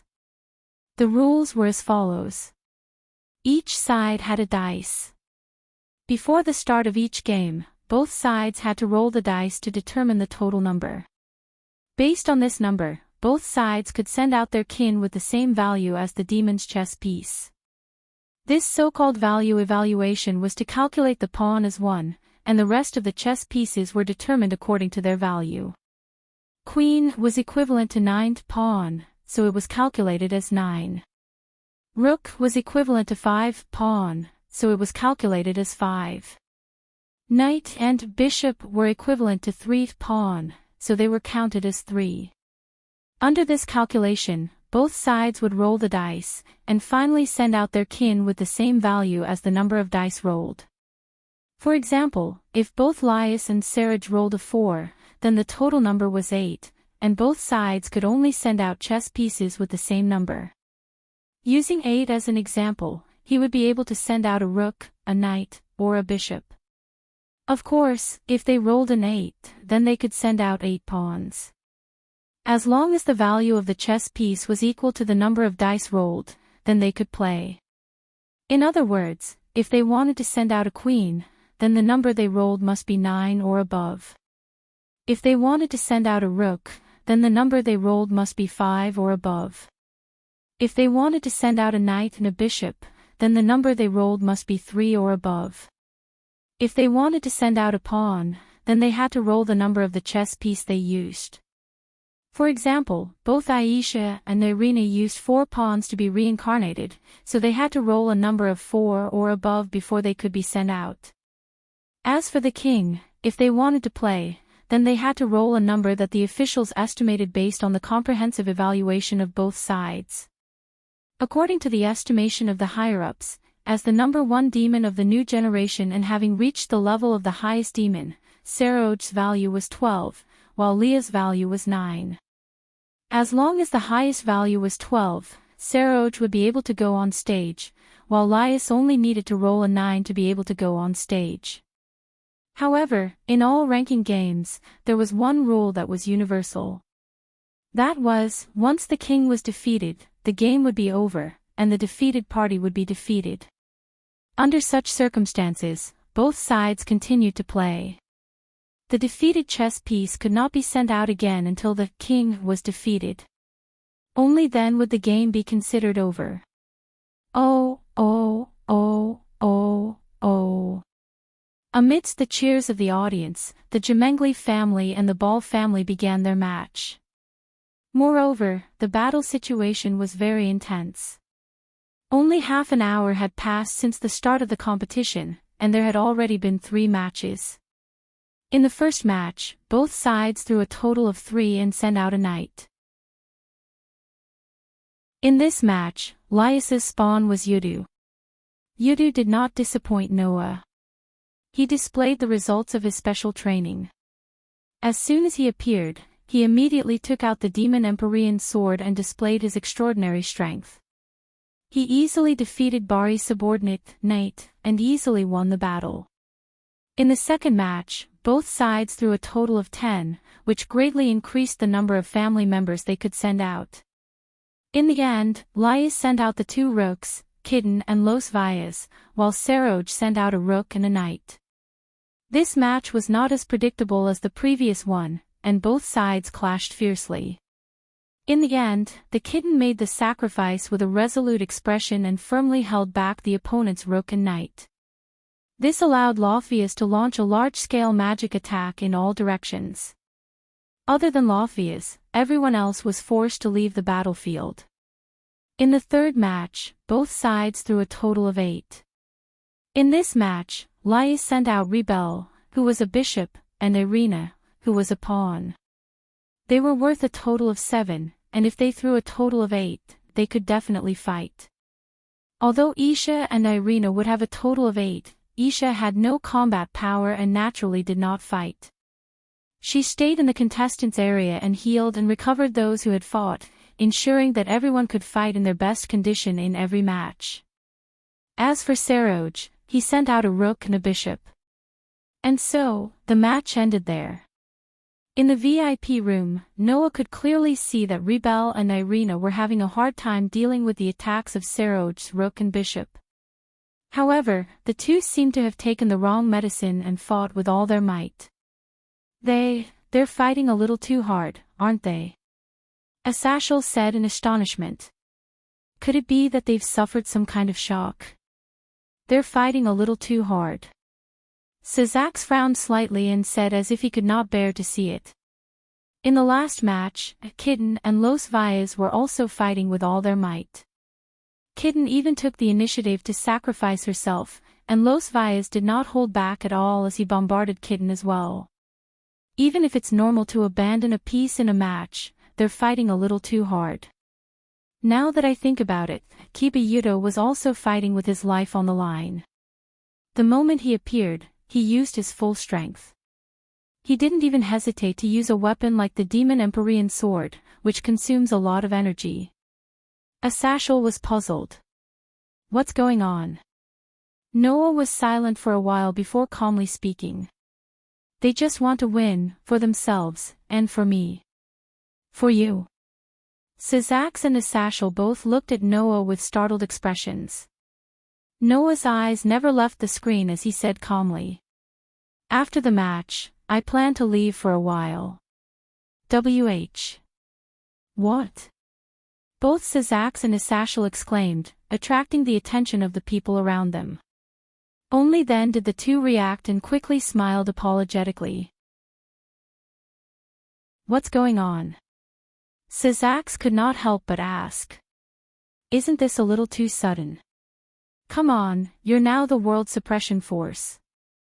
Although it's embarrassing, world peace basically depends on you alone. Asashel smiled bitterly. If you leave, those mythical organizations that finally compromised will definitely be restless again. Don't worry, even if I don't appear, no one will think that I'm dead. They won't joke about the survival of their mythical organizations before I die. Noah's eyes never left the screen as he said this. So, what you're worried about won't happen. You can continue to work hard for world peace. Sazax and Asashel thought about it carefully and felt that it made sense. Then where are you going? Sazax asked. Why do you suddenly want to leave? I have my own things to do. Noah smiled slightly. Why? Are you worried that something will happen to me? You better be so easy to get into trouble. Asashel rolled his eyes. Even the infinite dragon god has become your servant, and you've sealed the beast emperor. I really can't think of anyone who can cause you to get into trouble. Then isn't it settled? Noah shrugged. So, accompany me to the end of this match. Both Sazax and Asashel nodded solemnly. The three of them watched the entire process of the match with extremely serious expressions. During this time, the three of them chatted a lot, causing a faint melancholy to fill the air. In the end, the Zimonli's kin successfully defeated the Baal's kin and won. Looking at the Zimonli's kin who were laughing and crying at the same time, Noah's gaze became gentle. Well done, my students, this way, Noah could leave without any regrets. As for Noah's impending departure, Sizax and Asashel only told a very limited number of people, and the rest did not know anything. That night, the four great demon kings, Sizax, Achuka, Seraph, and Felubium, brought the Zimonli's kin and Sidi's kin to hold a banquet under Asashel's organization. At the banquet, Noah, as the main character, was constantly forced to drink by a group of people, but he was always laughing and fooling around with the crowd for the entire night. It was said that after getting drunk, Aisha and Kidden secretly kissed Noah, and even Label. It was said that Seraph, who was also drunk, seemed to want to have a passionate night with Noah, but was finally stopped by Liaz and Tsang. It was said that even Vala's team came later, and were dragged by Asashel to drink a lot of wine. It was said that the next day, after everyone was drunk, only Noah walked out of the banquet alone and left the underworld. However, to be more precise, it should be said that he left this world. Chapter 1971. Warm sunlight slowly sprinkled down from the sky, illuminating a small but elegantly designed atrium, illuminating the green lawn. In the lawn, there were trees, flowers, water, and round tables and stone chairs made of marble. It was like a theme park somewhere. And in this elegant atrium, a young girl stood facing the wind. Her light golden hair that reached her waist fluttered in the wind as if it was emitting a radiance. Her tight blue and white dress swayed back and forth in the wind. The young girl stood in the wind with her eyes closed. She slowly opened her hands, as if there was something extremely precious in front of her, and held it in the palm of her hand. Clang! At this moment, a soft white light bloomed from the young girl's slender hands as if she was holding something. That white light was neither strong nor dazzling. It could only be considered bright, and it dyed the surrounding area with a pure white color. Such a soft and gorgeous white light, if it was seen by those who loved beauty, they would definitely be unable to help but approach it. Like a young girl, they would reach out their hands and gently hold that ball of light, right? However, generally speaking, the more beautiful something was, the more hidden behind it were sharp thorns that others could not profane. For example, the soft and gorgeous ball of light in the young girl's hand. Buzz! At a certain moment, the soft white light that bloomed in the young girl's hand suddenly trembled, as if it was stimulated by something, and became chaotic. The young girl's beautiful face suddenly became a little tense, and a drop of sweat dripped down her delicate cheeks, down her thin chin, and dripped to the ground. Obviously, the young girl was a little strained. In order to control the power in her hand, the young girl used almost all of her mind. But that only slightly delayed the time when she lost control. Not long after, the gorgeous ball of light in the young girl's hand suddenly expanded, from the size of a crystal ball. It instantly surged and covered the area around the young girl. Under the shroud of the white light, the ground began to tremble, and even the atmosphere began to emit a sorrowful cry, as if it had encountered a disaster. Just when the young girl finally could not control the power in her hand and was about to let that terrifying power go out of control, a figure suddenly appeared beside her. Katja! With a soft sound, a wristband was clasped around the girl's wrist by a figure that suddenly appeared. Suddenly, the dazzling white light trembled and dissipated like a firefly. It turned into specks of starlight and disappeared into the world. All right, that's enough. The person said to the young girl with an unquestionable tone. Let's stop here for today. We can't continue like this. Hearing this, the girl let out a long breath and slowly opened her eyes. It was a pair of eyes that were deeper in color than the girl's hair. They shone like gems. However, that pair of beautiful eyes were filled with depression at this very moment. Did I fail again? The young girl couldn't help but mutter, her tone filled with dejection. I thought I would be able to do it today. Compared to the beginning, he has indeed improved a lot. He can already control this power to a certain extent. The person sighed. It's a pity that it hasn't been long since you obtained this power, and this power is so strong. To be able to control it to this extent in such a short period of time is already very rare. Of course, the young girl knew. It was because she was the one who had this power. Compared to others, the young girl knew how strong this power was. However, it was precisely because it was powerful that it was not easy to completely control this power. In this city that was known as the center of the world, the young girl was already at the peak of all the people with power. However, she could only control this power to a certain extent. It was enough to see how strong this power was. Of course, in reality, how strong this power was also different from person to person. After all, no matter how strong it was only magic. The amount of power it could unleash was completely dependent on the magic power of the user. Until now, the young girl still couldn't completely control this powerful magic. Firstly, it was the type that was extremely difficult to control. Secondly, the young girl's spiritual energy that could be converted into magic power was extremely powerful. This allowed the power of this magic to be fully unleashed, making it even more difficult to control. However, with this magic, the young girl's power would increase by several levels. Thus, the young girl slightly shifted her gaze and looked at her companion. To put it bluntly, the young girl's appearance could already be considered as extremely beautiful.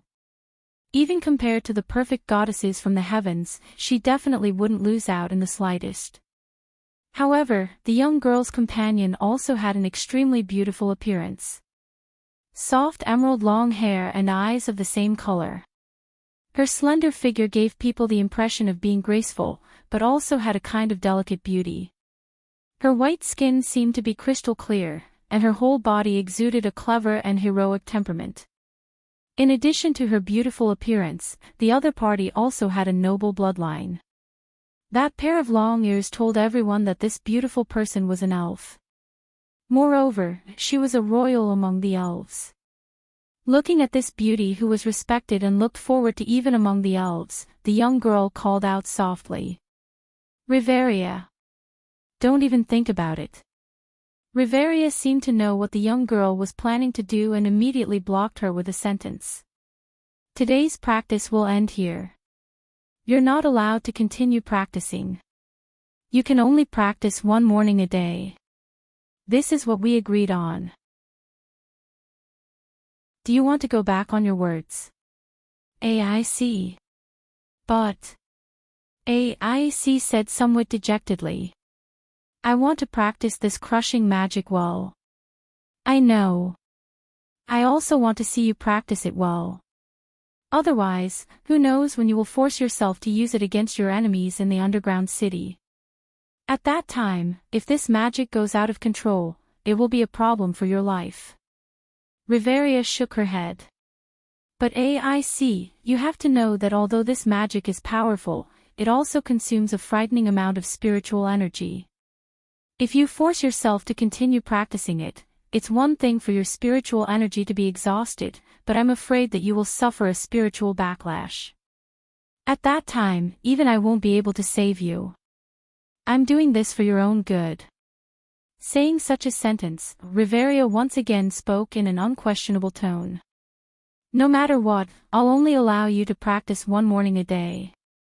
If you want to continue practicing, you have to wait until tomorrow. Today, you're not allowed to practice. AIC immediately lowered her head in disappointment. Seeing AIC like this, Riveria didn't know whether to laugh or cry. I'm starting to regret letting you learn from that person, Riveria sighed and said. If I knew that he would teach you such a dangerous and troublesome magic spell, I would have stopped you. But there's a higher possibility that you wouldn't listen even if I stopped you. AIC immediately shut her mouth and didn't dare to say another word. Seeing AIC lowering her head like a child who had done something wrong and was worried about being scolded, Riveria felt angry and amused at the same time. All right, I'm just telling you not to practice it for the time being. It's not like I'm not allowing you to practice it. For safety's sake, you can continue practicing crush magic tomorrow, Riveria said in annoyance. You can use the afternoon to practice your swordsmanship. You can even go to the underground city. At most, I won't stop you, okay? AIC perked up her spirits. But, Riveria added in a serious tone, you're not allowed to go too deep. You have to return before the sky turns dark. Not long later, our clan tribe will be going to the deeper regions. At this crucial time, you can't be injured, understand? AIC immediately nodded. Riveria was satisfied and turned around. Just as she was about to leave, a voice came from behind. Thank you, Riveria. Hearing this, Riveria's footsteps paused for a moment before she recovered and a gentle smile hung on her face. To Riveria, AIC was like her own daughter. Otherwise, she wouldn't accompany her to practice magic every day. Although AIC had always been rather taciturn, Riveria knew that this young girl's heart was far warmer than her cold appearance. What's more, compared to the past, AIC had changed a little recently. This is all thanks to that man. What an incredible man, Noah Doria. Chapter 1972. The Labyrinth City, Olalai. It was famous for being built on top of the underground city.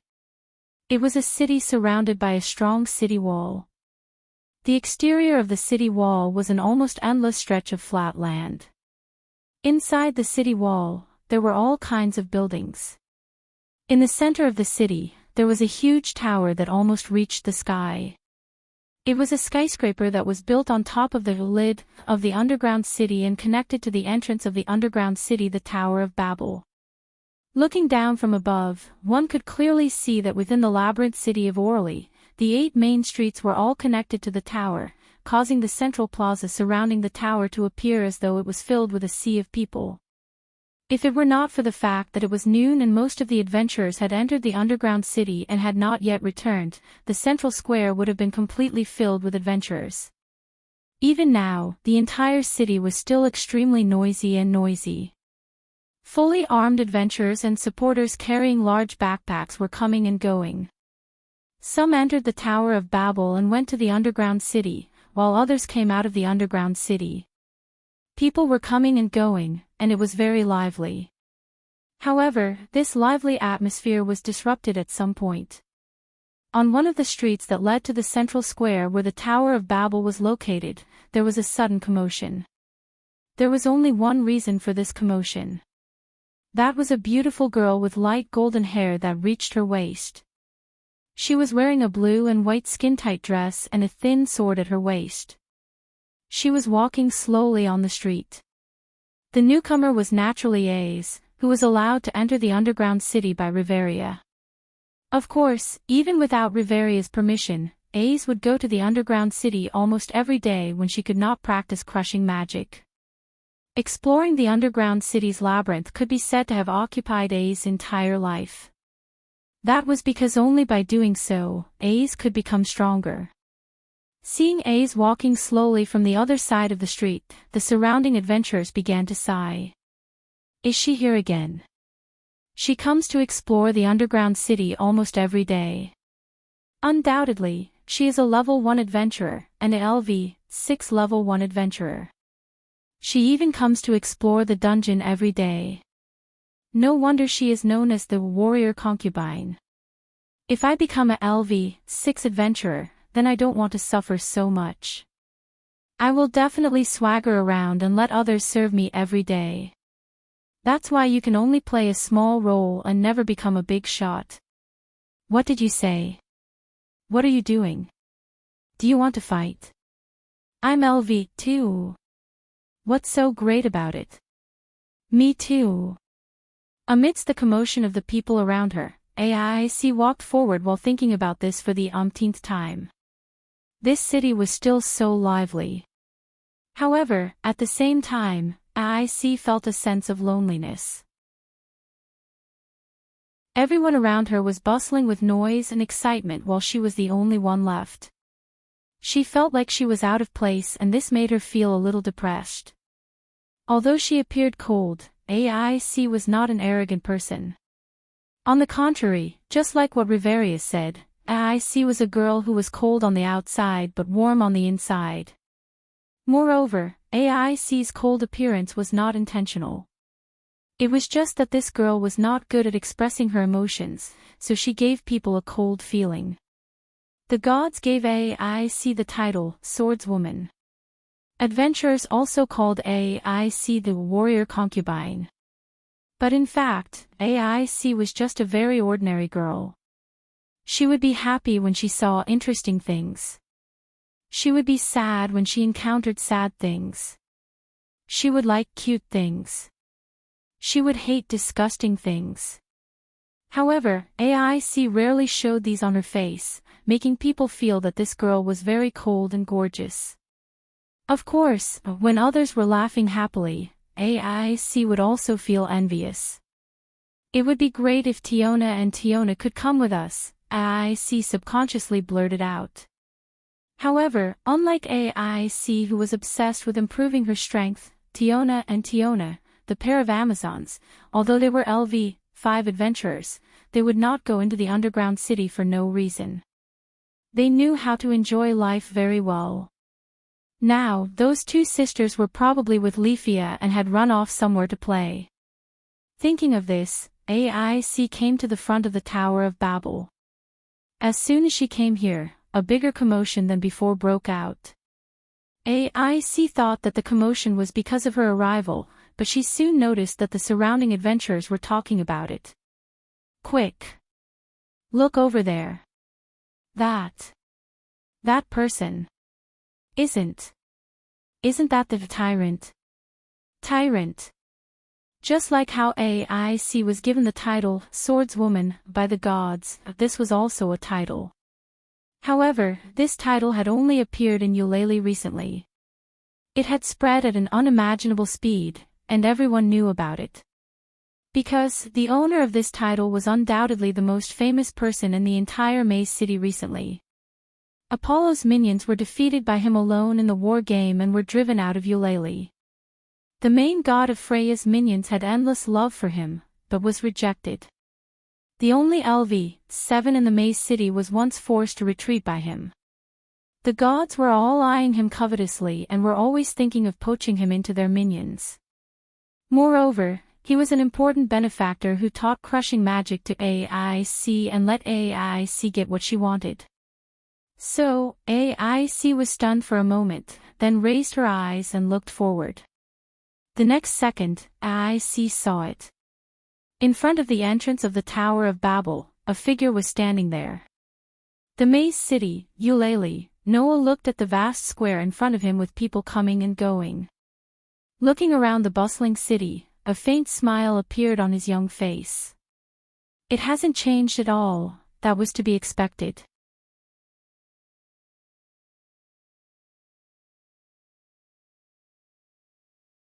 Chapter 1973. In the end, AIC didn't enter the underground city.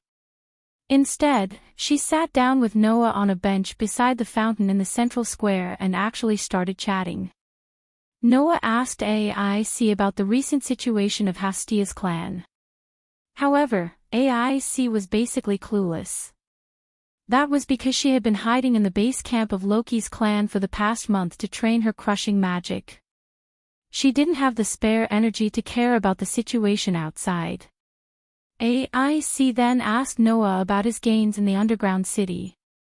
Unfortunately, after Noah entered the underground city, he directly left this world not long after and only returned today. And as soon as he returned, he immediately left the underground city. What gains could he possibly have? Thus, Noah gave a perfunctory reply and easily avoided the question of the pure and kind AIC. At this moment, AIC was sizing up Noah. She tilted her head and asked in puzzlement, "What are you talking about? I feel like you're not the same as before." "Really?" Noah raised an eyebrow and asked curiously. "What's different about me? I can't put my finger on it." AIC raised her beautiful eyebrows and hesitated for a moment before speaking in a trembling voice. "You feel like you're much more noble than before." After hearing AIC's words, Noah somewhat understood. Perhaps it was because he had obtained the third perpetual motion machine, Ling. Before he obtained the Ling, Noah was just a human. Even if he had great power and was essentially a fragment of the original world, the world allowed Noah to be born as a human. Noah would always be a human. And after obtaining the Ling, from a certain point of view, Noah could be considered to have improved. That was because the spirit level represented merit and inheritance. Dragons gave birth to dragons, rats gave birth to rats, and the sons of rats could dig holes. After obtaining the Ling, Noah's status as a human had also risen to the highest point, just like how a carp had become a divine dragon. In the eyes of others, it was natural that he was much more noble. In the past, didn't Letitia and Pest say that Noah had some changes after obtaining the Ling? It seemed that AIC had also noticed this change. He guessed that the beauty on the Tower of Babel had also noticed the change in Noah, so her gaze became more intense than before. With that thought in mind, Noah didn't hide it from AIC. "I've had some fortuitous encounters recently, so it's natural for me to change a little." Hearing this, AIC shifted her gaze to Noah. She stared straight at Noah and only spoke after a while. "You've become stronger again." "Become stronger?" Noah laughed bitterly. "I don't know if it counts." Compared to before he left this world, Noah had indeed changed a lot. At that time, Noah's authority was still on him. If he fully unleashed it, it would be more than enough to reach Hakuda's 3 digits. After all, at the time, Noah was already able to use 2 clones of authority at the same time, and could unleash them for a short period of time. Now, if Noah unleashed his full power, it would be between 3 and 4 digits when he used the Tyrannosaurus Rex. Compared to before he left this world, it was much weaker. However, before he left this world, although Noah could use 2 clones of authority at the same time, reaching 3 digits, it was only temporary. The consumption and burden were huge. On one hand, he could reach 3 digits for a short period of time. On the other hand, he could reach 3 to 4 digits without any side effects. As for which side was better, he really didn't know how to calculate. There was only one thing that he was certain of. That was, although Noah had changed a lot, the impact on his strength was almost negligible. Because, with the power of Avesta and illusory star Taisway, as long as the opponent was not a human, he would not lose no matter what.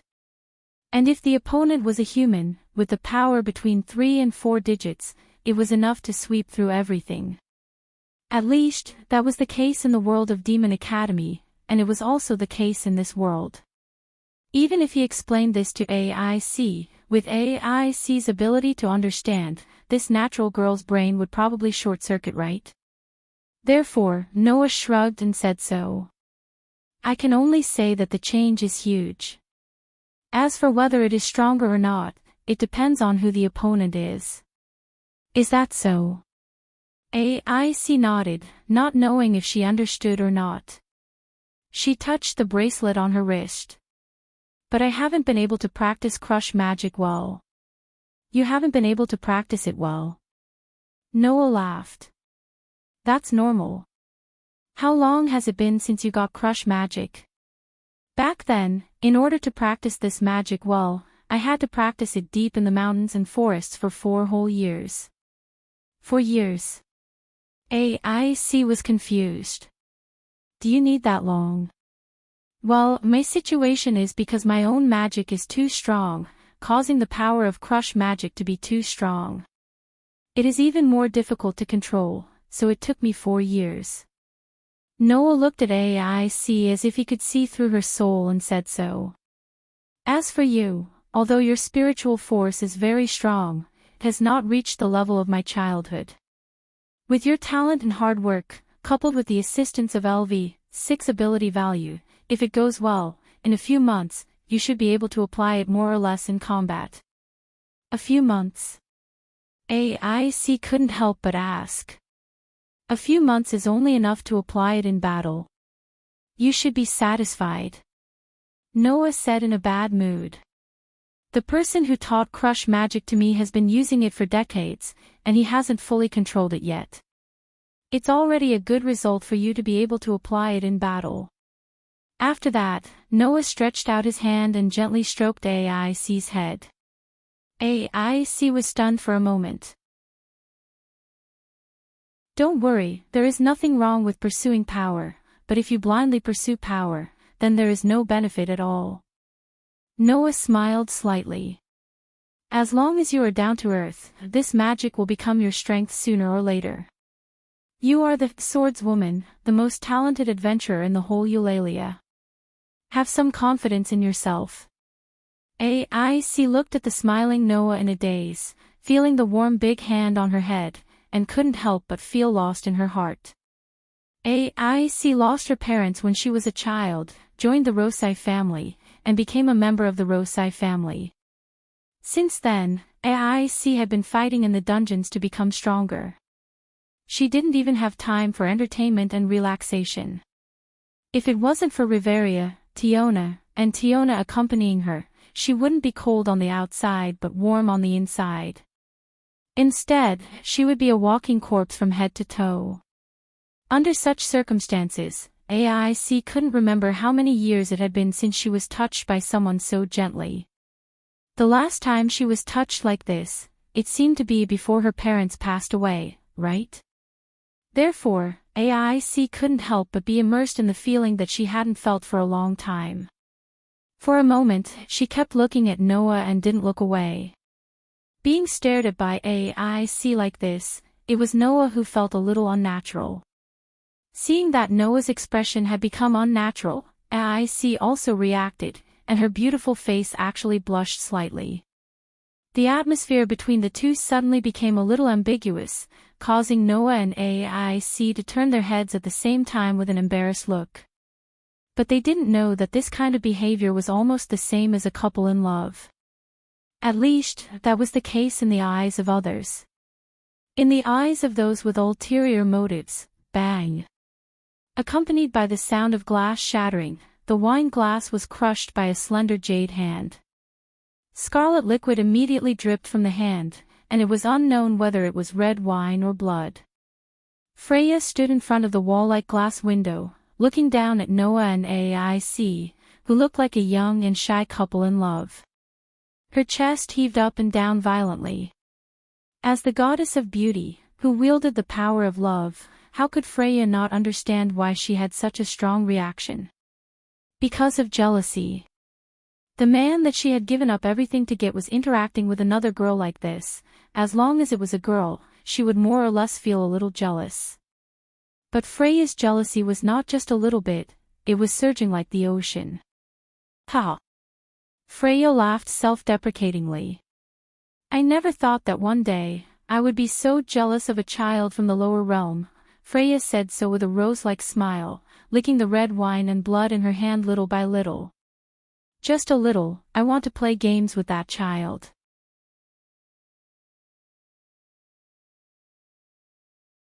Chapter 1974. Time passed by slowly. Unknowingly, dusk had arrived. Noah and AIC, who had been chatting by the fountain in the central plaza for the entire afternoon, finally noticed the time and stopped chatting. All right, it's getting late. I should head back. Noah stood up, stretched his back, and said to AIC who was beside him. I just came back from the underground city. I haven't gone back yet. I wonder how Hestia, Belle, and Lily are doing. I should head back too. AIC nodded and stood up as well. Riveria told me not to go back too late. We have to go on an expedition to the deeper regions soon. If I don't go back early, everyone in the tribe will be worried. An expedition? Noah nodded thoughtfully. I remember you guys went on an expedition before, but you guys turned back halfway, right? AIC nodded and confirmed Noah's statement. She even explained. She also explained, on the 51st floor, we encountered monsters that could dissolve weapons. Those monsters were very troublesome. If we continued to fight, everyone's weapons would dissolve, and we would be reduced to fighting without weapons. Our combat power would be greatly reduced, so Finn ordered us to retreat. Monsters that dissolve weapons? Noah raised an eyebrow. I've been to the 51st floor, but I didn't encounter such monsters. You've been to the 51st floor? AIC was a little startled and asked with uncertainty. Alone? Yes. Noah nodded. Alone. You're really strong. AIC's voice became a little softer as though she was stimulated. I want to be as strong as you too. You will be sooner or later. Noah smiled bitterly and patted AIC's head comfortingly. You're still young anyway. AIC seemed to be a little dissatisfied and muttered softly. Undoubtedly, you're not much older than me. AIC didn't reject Noah's head patting and seemed to be enjoying it. After chatting for an entire afternoon, the relationship between the two of them progressed at an incredible speed. In the beginning, Noah felt a little embarrassed to treat AIC this way. The first time he touched AIC's head, it could be said that he did it subconsciously. Later on, Noah gradually felt that AIC was like a cute little sister, making him feel closer and closer to her. At the same time, he also felt a little emotional. This young girl, except for the fact that she didn't seem like a girl when it came to pursuing power, was just an ordinary girl in all other aspects. AIC, who didn't know what Noah was thinking, answered his question. The 51st floor is very big. Some areas haven't even been mapped out in detail. If you went to places that were recorded on the map, you probably missed those monsters. Is that so? Noah suddenly understood. Well, it's not a bad thing anyway. Hearing this, AIC stole a glance at Noah. After hesitating for a while, she asked carefully.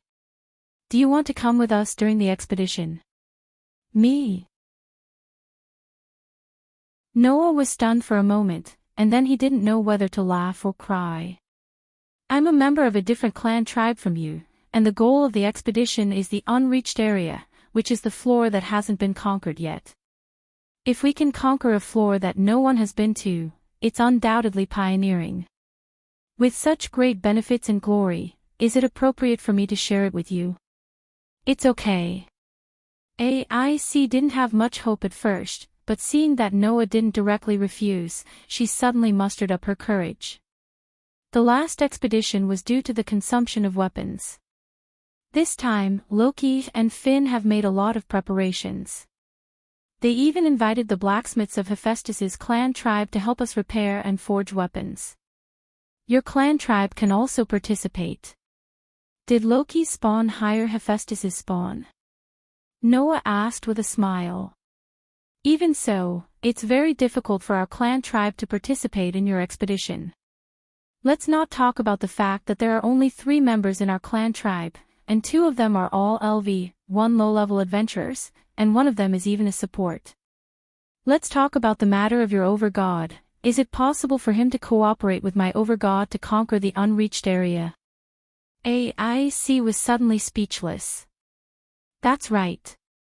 Let's not talk about other things, just the grudge between Hasti and Loki was a threshold that couldn't be crossed. The 2 were like natural enemies. Even if it wasn't to the point of life and death, it was to the point of bitter hatred. How could such a big thing as an expedition to the dungeon and reclaiming the unreached area be possible? Moreover, the problem that Noah mentioned was also a problem.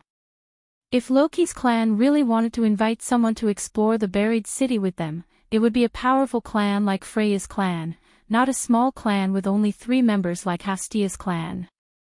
I think your power is already sufficient. Aic was silent for a moment before she said this. If it were you, Loki would definitely consider it. After all, even though Loki hated Hestia, he had always been eyeing Noah and even thought highly of Noah. As the saying goes, love the house and its crow, hate the house and its crow. Even though Loki was not on good terms with Hestia, he still thought highly of Noah, who was a member of Hestia's clan. It was enough to show how much Loki valued Noah. If it was Noah, Loki might really consider it, right? At this moment, even Noah began to ponder. Although he was not like other adventurers who explored dungeons as their career, as a man who did not want to take risks. That was how the buried city attracted everyone's curiosity and adventurous spirit, attracting countless people to explore it. Unexplored areas. What could one encounter in such an unexplored area? As long as one thought about it, one would not be curious. Although Noah had already gotten rid of the impatience of a young brat, his own strength was outstanding, and no one had explored below the 58th floor of the buried city. Moreover, there were questions such as how monsters were born, how magic stones were produced, and why the buried city rejected divine power. Noah wanted to take a trip. Of course, at most, it was just a little. Thus, Noah said so. This matter is not that urgent. If you really want me to help, go back and discuss it with Loki and Finn. I think they should have more ideas. Okay. Aic nodded heavily. I will. Seeing how serious Aic was, Noah could not help but feel a little amused as he continued to stroke her head, making her blush slightly again. Noah had to admit that he really wanted to treat Aic as a cute little sister. After saying goodbye to Aic in the central square, Noah walked out of the square and walked in the direction of Hestia's clan. I wonder how everyone is doing. Recalling the members of the clan that he had not seen for almost a year, Noah's footsteps could not help but quicken a little. At the same time, the news of Noah's return from the buried city also spread like wildfire and was quickly learned by the major clans of Eulalia. The return of the tyrant who once destroyed the entire clan of Apollo with his own strength and once forced the only LV7 to retreat suddenly attracted the attention of many people, including the Lord God of Hestia's clan. So, before Noah had time to return to the base camp of Hestia's clan, a commotion suddenly arose on the street in front of him. Get out of the way! Get out of the way! A petite figure rushed out from the other side of the street, shouting as she rushed. My Noah is back! I have to hurry to greet him. All of you get out of the way! Seeing the petite goddess rushing all the way, many people were startled and quickly moved aside. When they reacted, they were just about to scold her, but they suddenly showed a perverted expression. Because the petite goddess with an unusually full upper body followed the natural law of her plump upper body swaying up, down, left, and right desperately in the process of rushing all the way, which could make any man's eyes pop out. Noah was also almost scared. When he recovered, he quickly grabbed the goddess before she was about to rush past him. Ah! Hestia cried out in alarm and glared at him. What are you? Before she could finish her sentence, Hestia saw Noah with a speechless face.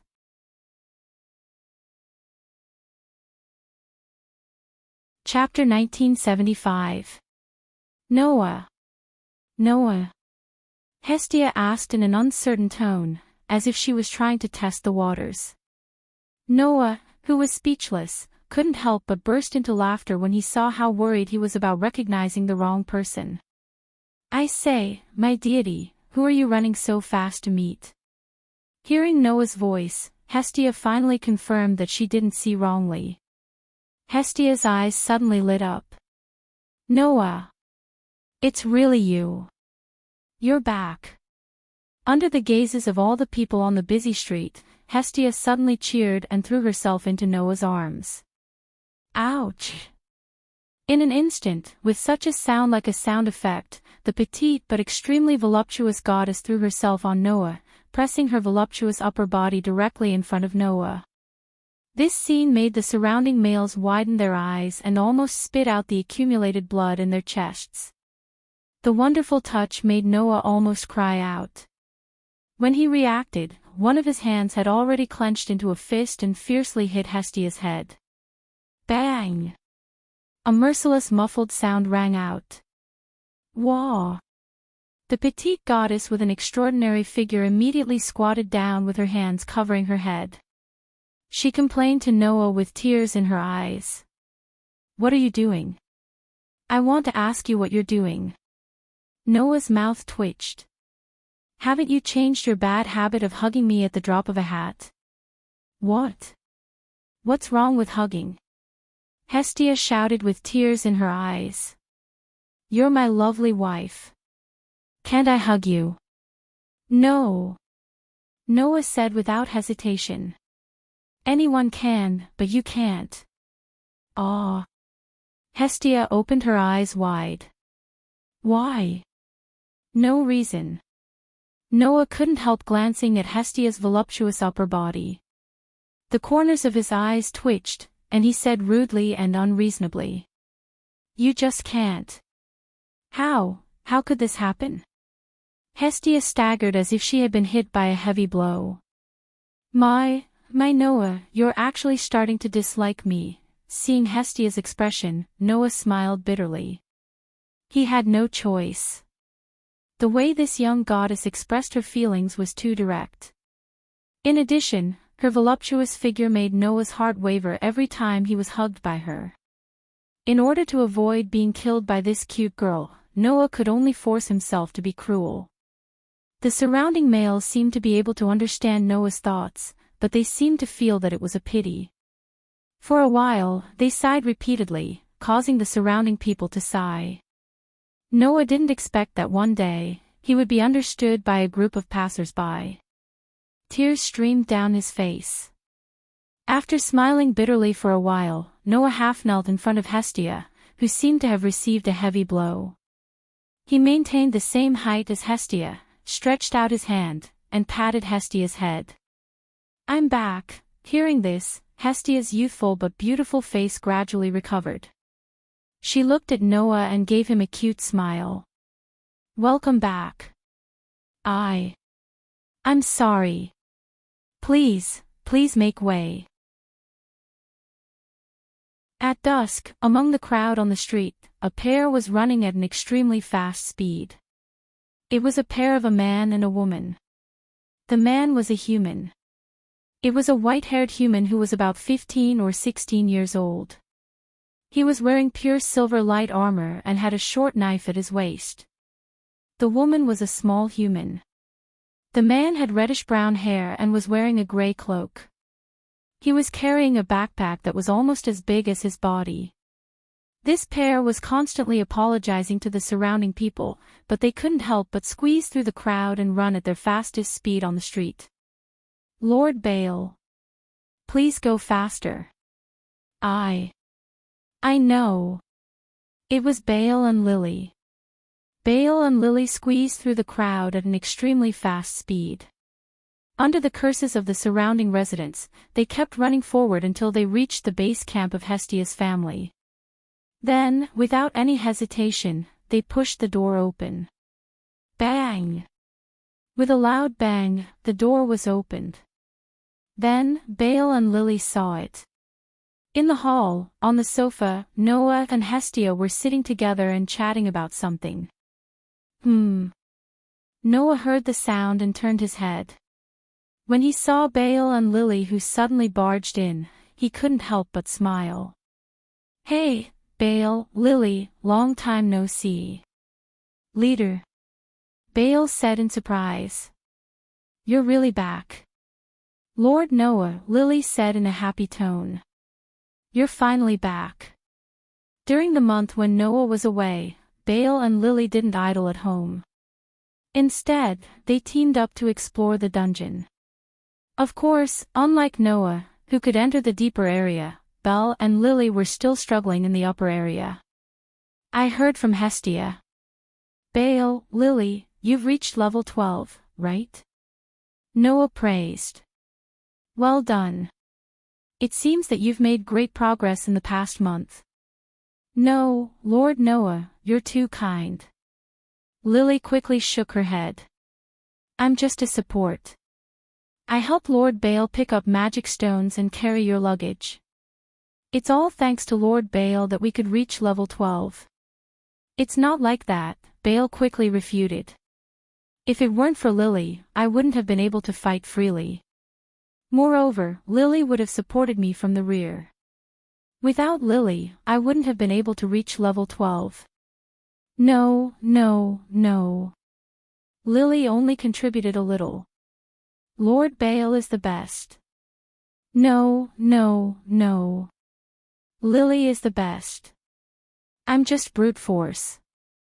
Without Lily, I wouldn't have been able to do it. Lord Baal, you're too modest. Lily is overestimating me. Noia and Hestia looked at each other and couldn't help but laugh at the same time.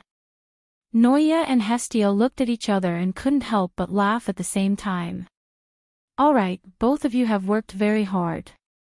As your over god, I am very happy, Hestia said with a bit of pride and emotion.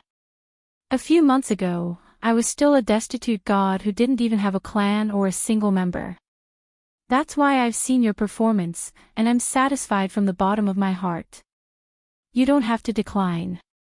Hestia is right, Noah nodded and glanced at Baal and Lily. A month ago, Baal was still a rookie. Now, he's already reached the 12th floor. I've seen your progress and growth. Although Lily isn't good at fighting, I know that you're a think tank. Without you, Baal wouldn't have been able to clear the floors so quickly. You must have helped a lot behind the scenes. Both of you have done well. With that said, Noah picked up 2 pieces of parchment from the table. Even if you're modest, your current ability values are recorded here. I can see that you've made great progress just by looking at your ability values, Baal Crone LV. 1 Strength, B, 737, Durability, C, 677, Dexterity, B, 749, Dexterity, A, 817, Magic Power, C, 611, Magic, Flame Lightning, Quick Attack Magic Skills, Hero's Wish, Active Action has the right to execute it. Leluka Urdi LV. 1 Strength, I, 81, Endurance, H, 124, Dexterity, G, 236, Dexterity, F, 388, Magic Power, E, 404, Magic, Cinderella, Transformation Magic. Transformation image changes according to imagination when chanting. Failure when lack of specificity. Suggested imitation. Chant, your mark belongs to me, my mark still belongs to me. Incantation, the voice of the apocalypse at 12 o'clock. Skills, behind the scenes, bonus when the weight of the equipment exceeds a certain level. The ability bonus is proportional to the weight. Let's not talk about Lily for now. Baal's ability value is growing really fast. A month ago, none of his basic abilities were at level H, but now, the lowest one is at level C, ability value can't lie. Noah smiled. So, don't be modest. Is that so? Baal and Lily both scratched their heads embarrassedly, but there was a trace of excitement in their expressions. Clearly, the two of them were very happy to be praised by their leader, Noah. By the way, I just came back, and I'm a little hungry. Noah changed the topic. Baal, Lily, can you help me make something to eat first? Yes. Baal and Lily quickly put down the equipment in their hands and walked into the kitchen. Looking at Baal and Lily who walked into the kitchen, Noah's eyes narrowed slightly.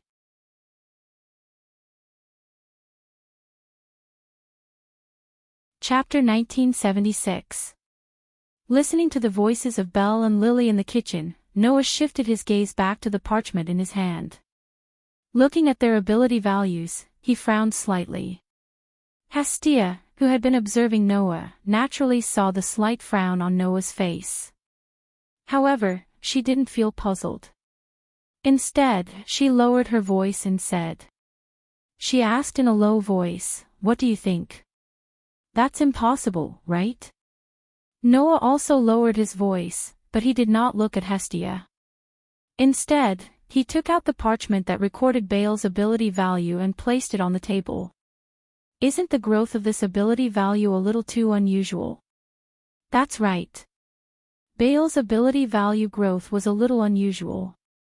Now, Noah was no longer the young boy who didn't know anything when he first came to this world. Noah had personally helped him upgrade his ability value more than once, so he was much more familiar with it than before. Therefore, Noah knew that Baal's ability value growth was a little unusual. "I remember you told me before that in other spawns, the average ability value would only grow faster at the beginning. Even so, within 1 or 2 weeks, or even 1 or 2 months, their basic ability proficiency would not exceed 20 points, Noah said. "If that's the case, isn't Baal's ability value growth a little too unusual? Others could only increase their basic ability proficiency by less than 20 points within 1 or 2 weeks, or even 1 or 2 months. But in this 1 month, to what extent did Baal's proficiency in his basic abilities increase? It increased by more than 3,000 points. Was this growth rate normal? Of course it's not normal. Hestia replied, but then her face fell. She looked at Noah with an annoyed expression. I really want to say that, but don't forget that Baal took at least a month to grow to this point. You, on the other hand, increased your ability proficiency by more than 2,500 points in a day. You even leveled up twice in a month. Who's more abnormal than you? Noah choked. If it wasn't for the fact that I was immune to your strange growth, I would have been scared out of my wits. Hestia sighed and reached out her hand. However, it's different from you. The reason why you can grow so quickly is because of the possibilities in your body. The reason why Baal can grow so quickly is because of his skills. She lightly traced her finger on the parchment that recorded Baal's ability value. Clang, under a faint flash of light, the ability value on the parchment changed a little. To be more precise, there was an additional skill in Baal's ability. Longing with all my heart precocious. The effect was maintained at the same time as the feeling of longing. The stronger the longing, the greater the effect. Yearning with all my heart. Noah said in surprise. What skill is this? It's a rare skill, Hestia said with certainty. I think the reason why Baal's ability value grew so quickly is because of this skill. In other words, this is a skill that can increase the speed of growth. Noah was a little surprised. It seems that Baal's luck is not bad. It's not luck, Hestia shook her head and said seriously to Noah. Don't forget, the so-called skills are created when a person's nature, constitution, and interest are related to other factors. Baal's skill is the same. For example, Miss Support's hero behind the scenes is based on her determination to become a professional support. Baal's hero wish is probably because he was stimulated by you and longed to become a hero like you. That's why it was created. Hestia pointed at the skill in Baal's ability value. And this so-called yearning with all my heart is no doubt because Baal has a strong longing for someone. It's based on that. Who did he have a strong longing for? Noah was stunned. Then, he remembered how Baal always blushed in front of a certain young lady. His eyes widened at once. It can't be, that's right, Hestia said helplessly. The girl that Baal has his eyes on should be the one from that idiot Loki's clan. Who was it? Ace Wallenstein.